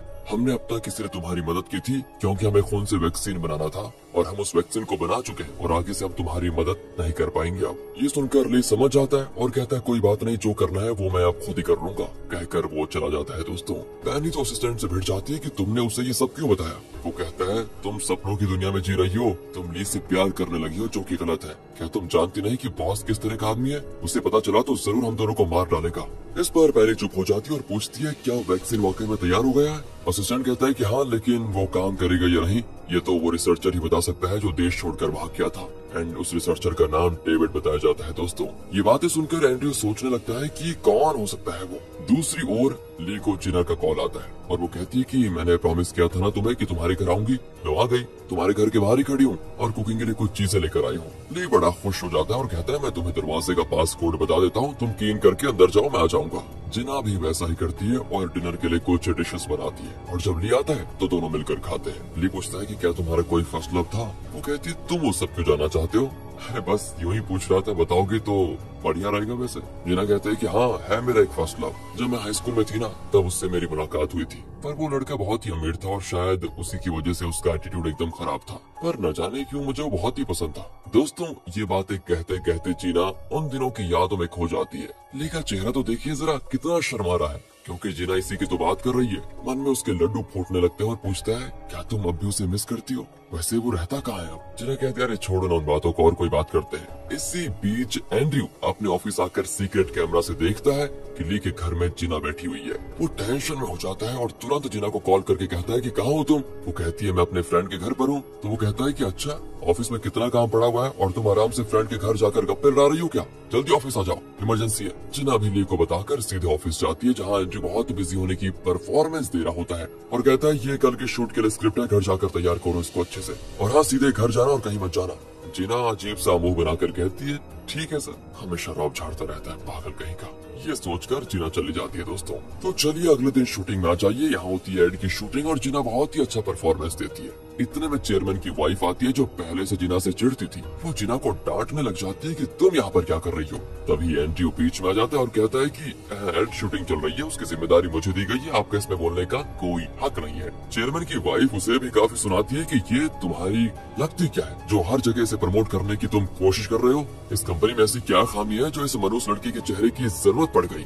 इसे निकालो यहाँ से बाहर। दोस्तों जिना की बुराई एंड्रयू से सही नहीं जाती और वो गुस्से में चिल्ला देता है कि आपकी हिम्मत कैसे भी इस कंपनी के एम्प्लॉय के बारे में ऐसा कहने की। दोस्तों चेयरमैन की वाइफ ना झट से उसके कान के नीचे चांटा मार देती है लगता है चांटा मारना ही मैडम की हॉबी है, हर किसी को चांटा मार देती है। बताओ। एंड्रयू एकदम चौंक जाता है पर कहता है कि अगर आपको जिना की और बुराई करनी है तो उसके बदले में मुझे एक और चांटा मार लीजिए, मुझे कोई प्रॉब्लम नहीं है। उसका गुस्सा मुझ में उतार लीजिए, लेकिन उसके बारे में एक भी और शब्द मैं सुनूंगा नहीं। ये सुनकर चेयरमैन की वाइफ गुस्सा हो जाती है कि तुम कैसे इंसान हो जो मार खाकर भी इसी की साइड ले रहे हो। एंड्रयू कहता है कि मैं अच्छा इंसान हूँ और मैं चेयरमैन का बेटा हूँ। इस पर वो फिर चांटा मारने के लिए हाथ उठा दिए, पर इस बार जिना उसका हाथ पकड़ लेती है और कहती है आपको मुझसे प्रॉब्लम है ना, तो प्लीज आप मुझे मारिए। चेयरमैन की वाइफ को समझ में नहीं आता कि अब वो क्या करे और वो चली जाती है। तब एंड्रयू जिना से कहता है कि देखो मेरा मूड खराब कर दिया चेयरमैन की वाइफ ने, और तुम प्लीज ये एड शूट करके खत्म करो। कहकर वो चला जाता है। अगले सीन में दोस्तों डोडो ग्रुप में एक मीटिंग होती है जिसमें चेयरमैन कहता है कि एक वैक्सीन का पता चला है और मेरा ख्याल है कि अगर हम उसका प्रोडक्शन शुरू करें तो हमारा बिजनेस और बड़ा हो सकता है। तो मोजो बताता है कि हाँ, उस वैक्सीन को डेविड नाम के एक साइंटिस्ट ने बनाया था और उसका फिलहाल हमें कुछ पता नहीं चला है। अगर हमने उसका पता लगा लिया और उसके साथ डील साइन कर ली तो हम लगभग 100 बिलियन तक कमा सकते हैं। चेयरमैन पूछता है कि डेविड का पता लगाने और उसे हमारे साथ एग्रीमेंट साइन करने का काम कौन करने वाला है। इस पर एंड्रयू और सिंडी दोनों हाथ उठाते हैं। चेयरमैन एंड्रयू से कहता है कि तुम पहले से डोडो ग्रुप के विकास में बिजी हो, इसलिए ये प्रोजेक्ट मैं सिंडी को देने वाला हूँ और चैंग तुम सिंडी को गाइड करोगे ताकि वो इस प्रोजेक्ट में कोई गलती न कर बैठे। दोस्तों डेविड वही साइंटिस्ट है जिसके बारे में पेनी और उसका असिस्टेंट बात कर रहे थे कि वो कहीं बचकर भाग गया है। याद है ना आपको? असल में डेविड ने उस वैक्सीन को बनाया था और उसे बनाने का फॉर्मूला सिर्फ वही जानता है। दूसरी ओर बॉडीगार्ड जेजे को बताता है कि सुनिए, पेनी और उसके असिस्टेंट के पीछे एक और आदमी है जो उनका बॉस है और लगता है वो बहुत ही खतरनाक आदमी है कोई। वैसे किसी ने उसको देखा तो नहीं है पर बड़े बड़े लोगों के साथ उसके कॉन्टेक्ट्स हैं। मुझे तो लगता है कि उसकी अपनी अलग ही आर्मी है। तब एंड्रयू का कॉल आता है और वो एक जगह पर मिलते हैं। अब एंड्रयू जेजे को बताता है कि पेनी और उसके असिस्टेंट की बातों से पता चलता है कि वो चैंग के खून से कोई वैक्सीन बना रहे हैं, यानी कि दोस्तों ली के खून से। लेकिन अब उस वैक्सीन को टेस्ट करने के लिए उन्हें किसी साइंटिस्ट की तलाश है। उस साइंटिस्ट का नाम डेविड है और फिलहाल उसे ढूंढने का काम डोडो ग्रुप ने सिंडी और चैंग को सौंपा है और चेयरमैन उस वैक्सीन को खुद बनाकर अपना बिजनेस बढ़ाना चाहता है। जहाँ तक मुझे पता चला है तो डेविड बहुत ही इंटेलिजेंट साइंटिस्ट है, लेकिन उसकी एक कमजोरी है और वो ये है कि वो गैम्बलिंग बहुत करता है, लेकिन रिसर्च के मामले में उसे कोई टक्कर नहीं दे सकता। उसने अपने कमाए हुए सारे पैसे गैम्बलिंग में उड़ा दिए और उधार तले दब गया, इसलिए वो देश छोड़कर भाग गया था। तो यहाँ इनकी बातें खत्म होती है और यहाँ ली अपनी टीम को डेविड के बारे में बता रहा होता है, लेकिन सिंडी उसकी बात सुनने के बजाय उसको निहार रही होती है। लगता है इसे प्यार हो गया उससे। वो समझ नहीं पाती कि ली के लिए उसके अंदर जो अजीब फीलिंग्स आ रही है वो क्यों आ रही है आखिर। ली उसके पास आकर कहता है कि तुम्हें क्या हुआ है, नींद आ रही है क्या? वो कहती नहीं। अच्छा बताओ कि हम डेविड को कैसे ढूंढेंगे? ली बताता है कि मुझे इन्फॉर्मेशन मिली है कि वो वापस कोरिया आ गया है और उसे ढूंढकर हमें इस कॉन्ट्रैक्ट पर उसका साइन भी लेना है, तब जाकर ही हमारा प्रोजेक्ट सफल होगा। इसी बीच दोस्तों ग्रे जो ली की टीम में काम कर रहा है उसे मैसेज आता है कि चैंग के कॉन्ट्रैक्ट्स की डिटेल हमें दे दो। और ये कौन भेज रहा है और क्यों, इसका पता तो बाद में चलेगा। दोस्तों सिंडी ली को एक कॉफी शॉप में बुलाती है और तब भी ली को देखकर उसे अजीब सी फीलिंग्स आती है। शायद सच में दोस्तों से ली से प्यार हो गया है। यहाँ एंड्रयू पेनी के घर को वॉच कर रहा होता है। पेनी का असिस्टेंट आकर बताता है हमें डेविड का पता चल चुका है और वो होटल रॉयल में है। अगले सीन में दिखाते हैं कि ग्रे ली के कॉन्ट्रैक्ट की कॉपी लेकर एंड्रयू के पास आता है और यहाँ पता चलता है कि ये एंड्रयू के लिए ली की जासूसी कर रहा है। दोस्तों एंड्रयू ने इसको 20% इंक्रीमेंट देने का वादा किया था और इसी वजह से वो ली की टीम में रहकर एंड्रयू को उसकी सारी इन्फॉर्मेशन दे रहा है। दूसरी ओर जेल में प्रिजनर्स को गेम खेलने के लिए थोड़ा वक्त दिया जाता है। नाथन अपने सेल से बाहर निकलता है तो बॉबी और उसका गैंग उसके आगे सर झुकाते हैं और नाथन कहता है अब मुझे तुमसे कोई लेना देना नहीं है, मुझे एक बार फिर से किसी मुसीबत में नहीं फंसना, मुझसे काम करो, तुम दूर रहो। और बॉबी कहता है बॉस ऐसा मत कहो, तुम्हारी ये हालत किसने की, तुम्हारी पीठ पीछे तुम्हारे लिए जाल किसने बिछाया और तुम्हें जेल किसने भिजवाया, ये सब मैं जानता हूँ। नाथन चौंक जाता है कि ये मुझे क्या बताने जा रहा है। दूसरी ओर ली को भी दोस्तों पता चल गया था कि डेविड होटल रॉयल में ठहरा हुआ है, इसलिए वो अपनी टीम को लेकर वहाँ पर चला जाता है। वो कहता है कि हम इसी होटल में रहकर डेविड से जान पहचान बढ़ाने की कोशिश करेंगे और फिर अपने कॉन्ट्रैक्ट की बात करेंगे। देखना तो यहाँ पहली बार अब डेविड को दिखाते हैं जो यहाँ भी गैम्बलिंग करना शुरू कर चुका था। पेनी वहाँ पर आती है और सीधे सीधे पूछती है कि हमें वैक्सीन का फॉर्मूला दो वरना मेरा बॉस तुम्हें जिंदा नहीं छोड़ेगा। डेविड कहता है वो सब छोड़ो, तुमसे मिले हुए कितने दिन हो गए, वैसे तुम हो कैसी। और रही बात वैक्सीन फॉर्मूला की, तो जब मैं वैक्सीन बनाया था तो उसका formula, computer backup, hard disk सब जला दिया था मैंने। मुझे पता था कि मेरे वैक्सीन की कीमत बिलियंस में होगी, इसलिए मैंने सब जला दिया और अब वो फॉर्मूला सिर्फ मेरे दिमाग के अंदर है, समझी। और मेरी जान लेकर क्या तुम्हारा बॉस कई मिलियंस डॉलर्स खोना चाहता है क्या? नहीं ना? तो सब्र करो मेरी जान। ये कहकर वो गेम में बिजी हो जाता है। दोस्तों पेनी अब ली से मिलती है और बताती है अगर मुझे वैक्सीन का फॉर्मूला नहीं मिला तो मेरा बॉस ना मुझे मार डालेगा। ली कहता है कि मैं भी डोडो ग्रुप की तरफ से उसी फॉर्मूले के लिए यहाँ पर आया हूँ और अगर मुझे भी मिल गया तो मैं तुम्हें जरूर बताऊंगा, तुम टेंशन मत लो। आखिर तुमने मेरी जान जो बचाई है और मुझे नई जिंदगी जो दी है। इसी बीच वो बॉडीगार्ड छुपकर दोस्तों इनकी फोटो ले लेता है। क्लिक। ये आवाज सुनकर ली को शक होता है और वो उसी आवाज की दिशा में देखता है, लेकिन तब बॉडीगार्ड छुप जाता है। दूसरी ओर ली की टीम डेविड को वॉच कर रही होती है, जो कि म्यूजिक नोट्स को देखकर मस्त पियानो बजा रहा होता है। सिंडी उसे अपनी ओर आकर्षित करने की कोशिश करती है और पास जाकर कहती है मैं डोडो ग्रुप से आई हूँ, आप मेरा कॉन्ट्रैक्ट पढ़कर देखेंगे तो जरूर साइन कर देंगे उस पर। इस तरह में एंड्रयू भी वहाँ पर आ जाता है और डेविड के आगे अपना एक कॉन्ट्रैक्ट रख देता है। डेविड पूछता है तुम कौन हो? वो कहता है कि मैं डोडो ग्रुप से आया हूँ। डोडो कहता है कि वाह, एक ही कंपनी से 2 कॉन्ट्रैक्ट्स, कोई कंपटीशन चल रहा है क्या तुम्हारे बीच में? दोनों कॉन्ट्रैक्ट्स दे तो मुझे, मैं पढ़कर फिर साइन कर लूंगा। सैंडी यहाँ चिढ़ जाती है कि एंड्रयू ने उसका अच्छा खासा मौका छीन लिया। दूसरी ओर दोस्तों बॉबी नाथन को बता देता है कि तुम्हें यहाँ पर फंसाने का काम जे ने किया है, वही हर कदम पर तुम्हें फंसाने की कोशिश कर रहा था और उसके साथ चैंग नाम का एक आदमी भी था जो जे का जासूस है। बस नाथन हो जाता है आग बबूला कि मैंने जे और चैंग पर कितना विश्वास किया, पर दोनों गद्दार निकले। नहीं, मैं उन दोनों को जिंदा नहीं छोड़ूंगा। दूसरी ओर दोस्तों डेविड पहले तो एंड्रयू का कॉन्ट्रैक्ट पढ़ता है, लेकिन लगता है उसे वो कुछ खास अच्छा नहीं लगा। फिर वो ली का कॉन्ट्रैक्ट पढ़ने के लिए खोलता है, लेकिन उसमें कोरे कागज होते हैं। वो चौंक जाता है, ये कैसे हो सकता है? तभी कवर के अंदर से एक पेन गिरता है और तब डेविड का चेहरा खिल जाता है। वो फैसला कर लेता है कि मैं ली के साथ ही कॉन्ट्रैक्ट साइन करूंगा। वो ली को बुला भेजता है और कहता है कि तुमने खाली कागज और पेन इसलिए रखे क्योंकि तुम अपने टर्म्स एंड कंडीशन मुझ पर थोपने के बजाय मेरी मर्जी के टर्म्स एंड कंडीशन के हिसाब से काम करने को तैयार हो, राइट? और उसी हिसाब से तुम कॉन्ट्रैक्ट बनाना चाहते हो, राइट? ली कहता है बिल्कुल सही समझा सर आपने, आप बिल्कुल ठीक समझे। डेविड भी खुश होकर कहता है कि वाह, मुझे तो तुम्हारे जैसे पार्टनर की तलाश थी, तुम्हारा ये अंदाज सच में मेरा दिल जीत गया। वैसे तुम थोड़े बियर पियोगे क्या? ली कहता है कि हाँ सर, क्यों नहीं। डेविड अब बियर लेने के लिए जाता है और तब ली टेबल पर पड़े म्यूजिकल नोट्स को देखता है, पर वो म्यूजिक नोट्स की तरह नहीं होते, बड़े अजीब दिखते हैं। इतने में डेविड आकर नोट्स को छीन लेता और कहता है कोई मेरी चीजों को हाथ लगाए, ये मुझे बिल्कुल पसंद नहीं है, समझे? सॉरी सर, ये म्यूजिकल नोट्स बड़े अजीब लग रहे थे, इसलिए बस देख रहा था। चलिए कोई बात नहीं, मैं जरा टेंशन में था इसलिए न जाने क्या कह दिया तुम्हें। चलो अपनी डीलिंग की बात करते हैं। तब डेविड के फोन पर एक मैसेज आता है। ली बाथरूम जाता है और इसी बीच डेविड उस मैसेज को देखता है। असल में एंड्रयू ने पेनी और ली की फोटो भेजी थी। वो डेविड को कॉल करके कहता है कि चैंग जो आपके पास आया है वो और पेनी मिले हुए हैं। अगर आप ली को अपना फॉर्मूला देंगे तो वो सीधे पेनी को देगा और आप बड़ी मुसीबत में फंस जाएंगे। सोच लीजिए आप किसके साथ कॉन्ट्रैक्ट साइन करना चाहते हैं। दोस्तों ये जानकर डेविड हो जाता है परेशान और जब ली लौटता है तो वो कहता है कि एक्चुअली मुझे एक जरूरी काम है, तुम कल मुझसे मिलना, कॉन्ट्रैक्ट के बारे में तब डिस्कस करेंगे। कहकर वो ली को भेज देता है। अब ली पेनी को बताता है कि मुझे तो लगता है कि डेविड ने उन म्यूजिक नोट्स में ही वैक्सीन का फॉर्मूला छुपा के रखा हुआ है, उसने मुझे उन नोट्स को छूने तक नहीं दिया। बताओ, मुझे लगता है कि अगर हमें वो नोट्स मिल जाए तो फॉर्मूला का पता चल जाएगा। पर दोस्तों बॉडीगार्ड इनकी सारी बातें सुन लेता है और तुरंत एंड्रयू को इन्फॉर्म करता है और एंड्रयू अपने असिस्टेंट से कहता है कि तुम ग्रे से कहो कि हमारे लिए ये आखिरी काम भी कर दे, फिर मैं उसको बढ़िया वाला इंक्रीमेंट दूंगा। वो भी ग्रे से कहता है कि तुम एक काम करो, चैंग को ये ड्रिंक पिला दो। वो घबरा जाता है कि नहीं नहीं, ये क्या, कहीं इसमें जहर तो नहीं? अरे जहर नहीं है, सिर्फ बेहोशी की दवा मिली हुई है इस ड्रिंक में, तुम चैंग को बेहोश करवा दो, बाकी हम संभाल लेंगे। तो दोस्तों वो भी ड्रिंक लेकर ले के कमरे में जाता है और उसको ड्रिंक ऑफर करता है। ले भी पी लेता है उसको और बेहोश हो जाता है। तब एंड्रयू का असिस्टेंट आकर लेके फिंगरप्रिंट्स चुरा लेता है। असल में दोस्तों इनका प्लान ये है कि बॉडीगार्ड डेविड के कमरे में जाकर उसे मारकर बेहोश कर देगा और उस म्यूजिकल नोट को चुराकर एंड्रयू को देगा, फिर ली के फिंगरप्रिंट को डेविड की मोबाइल पर लगा देगा, जिससे ऐसा लगेगा कि ली ने ही डेविड को मारकर म्यूजिक नोट्स चुराए हैं। और इस काम के लिए बॉडीगार्ड डेविड के कमरे में तब जाता है जब डेविड कहीं बाहर गया होता है। बॉडीगार्ड को जेजे की बात याद आती है जिसने कहा था जैसे डेविड कमरे में आए तो उसे मारकर बेहोश करने के बजाय उसकी जान ले लो और फिर उसका पूरा इल्जाम चैंग पर लगेगा।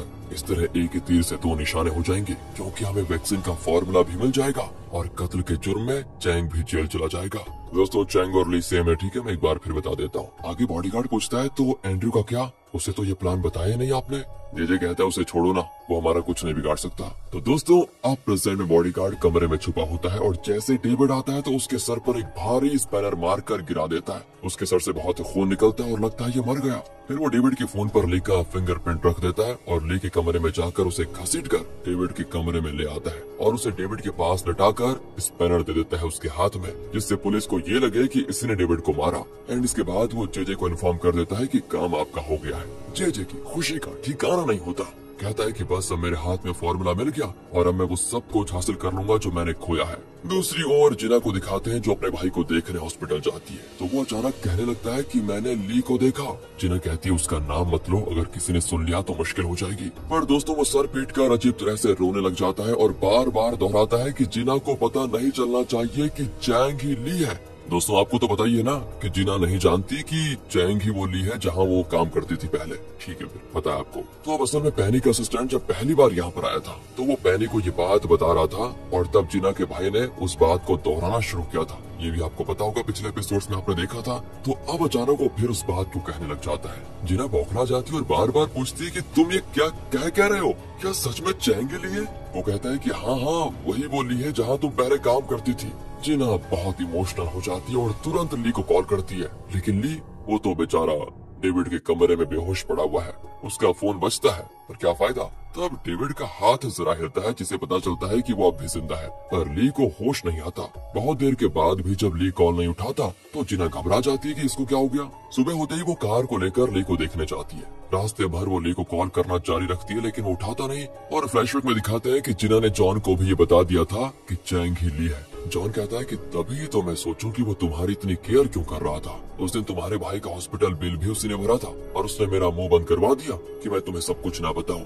बस दोस्तों यहाँ ये बात सुनकर जिना को और यकीन हो गया कि चैंग ही असल ली है। तो प्रेजेंट में जिना अपनी गाड़ी में होती है। दूसरी ओर ली को होश आता है तो वो अपने हाथ में स्पैनर और डेविड के सर पर चोट देखकर चौंक जाता है। इतने में गार्ड बाहर से दरवाजा नॉक करता है और कहता है सर बहुत देर हो गई, क्या आप जागे नहीं? ली की धड़कन तेज हो जाती है। गार्ड्स को शक हो जाता है और वो दरवाजा तोड़कर अंदर आ जाते हैं। डेविड को अधमरी हालत में पड़ा देखकर वो ली को पकड़ लेते हैं। ली चिल्लाता है कि सर प्लीज बताइए आपको किसने मारा? मैंने आप पर हमला नहीं किया था, प्लीज इनको बताइए ना सर। डेविड कुछ बताने की कोशिश करता है और इसी सस्पेंस के साथ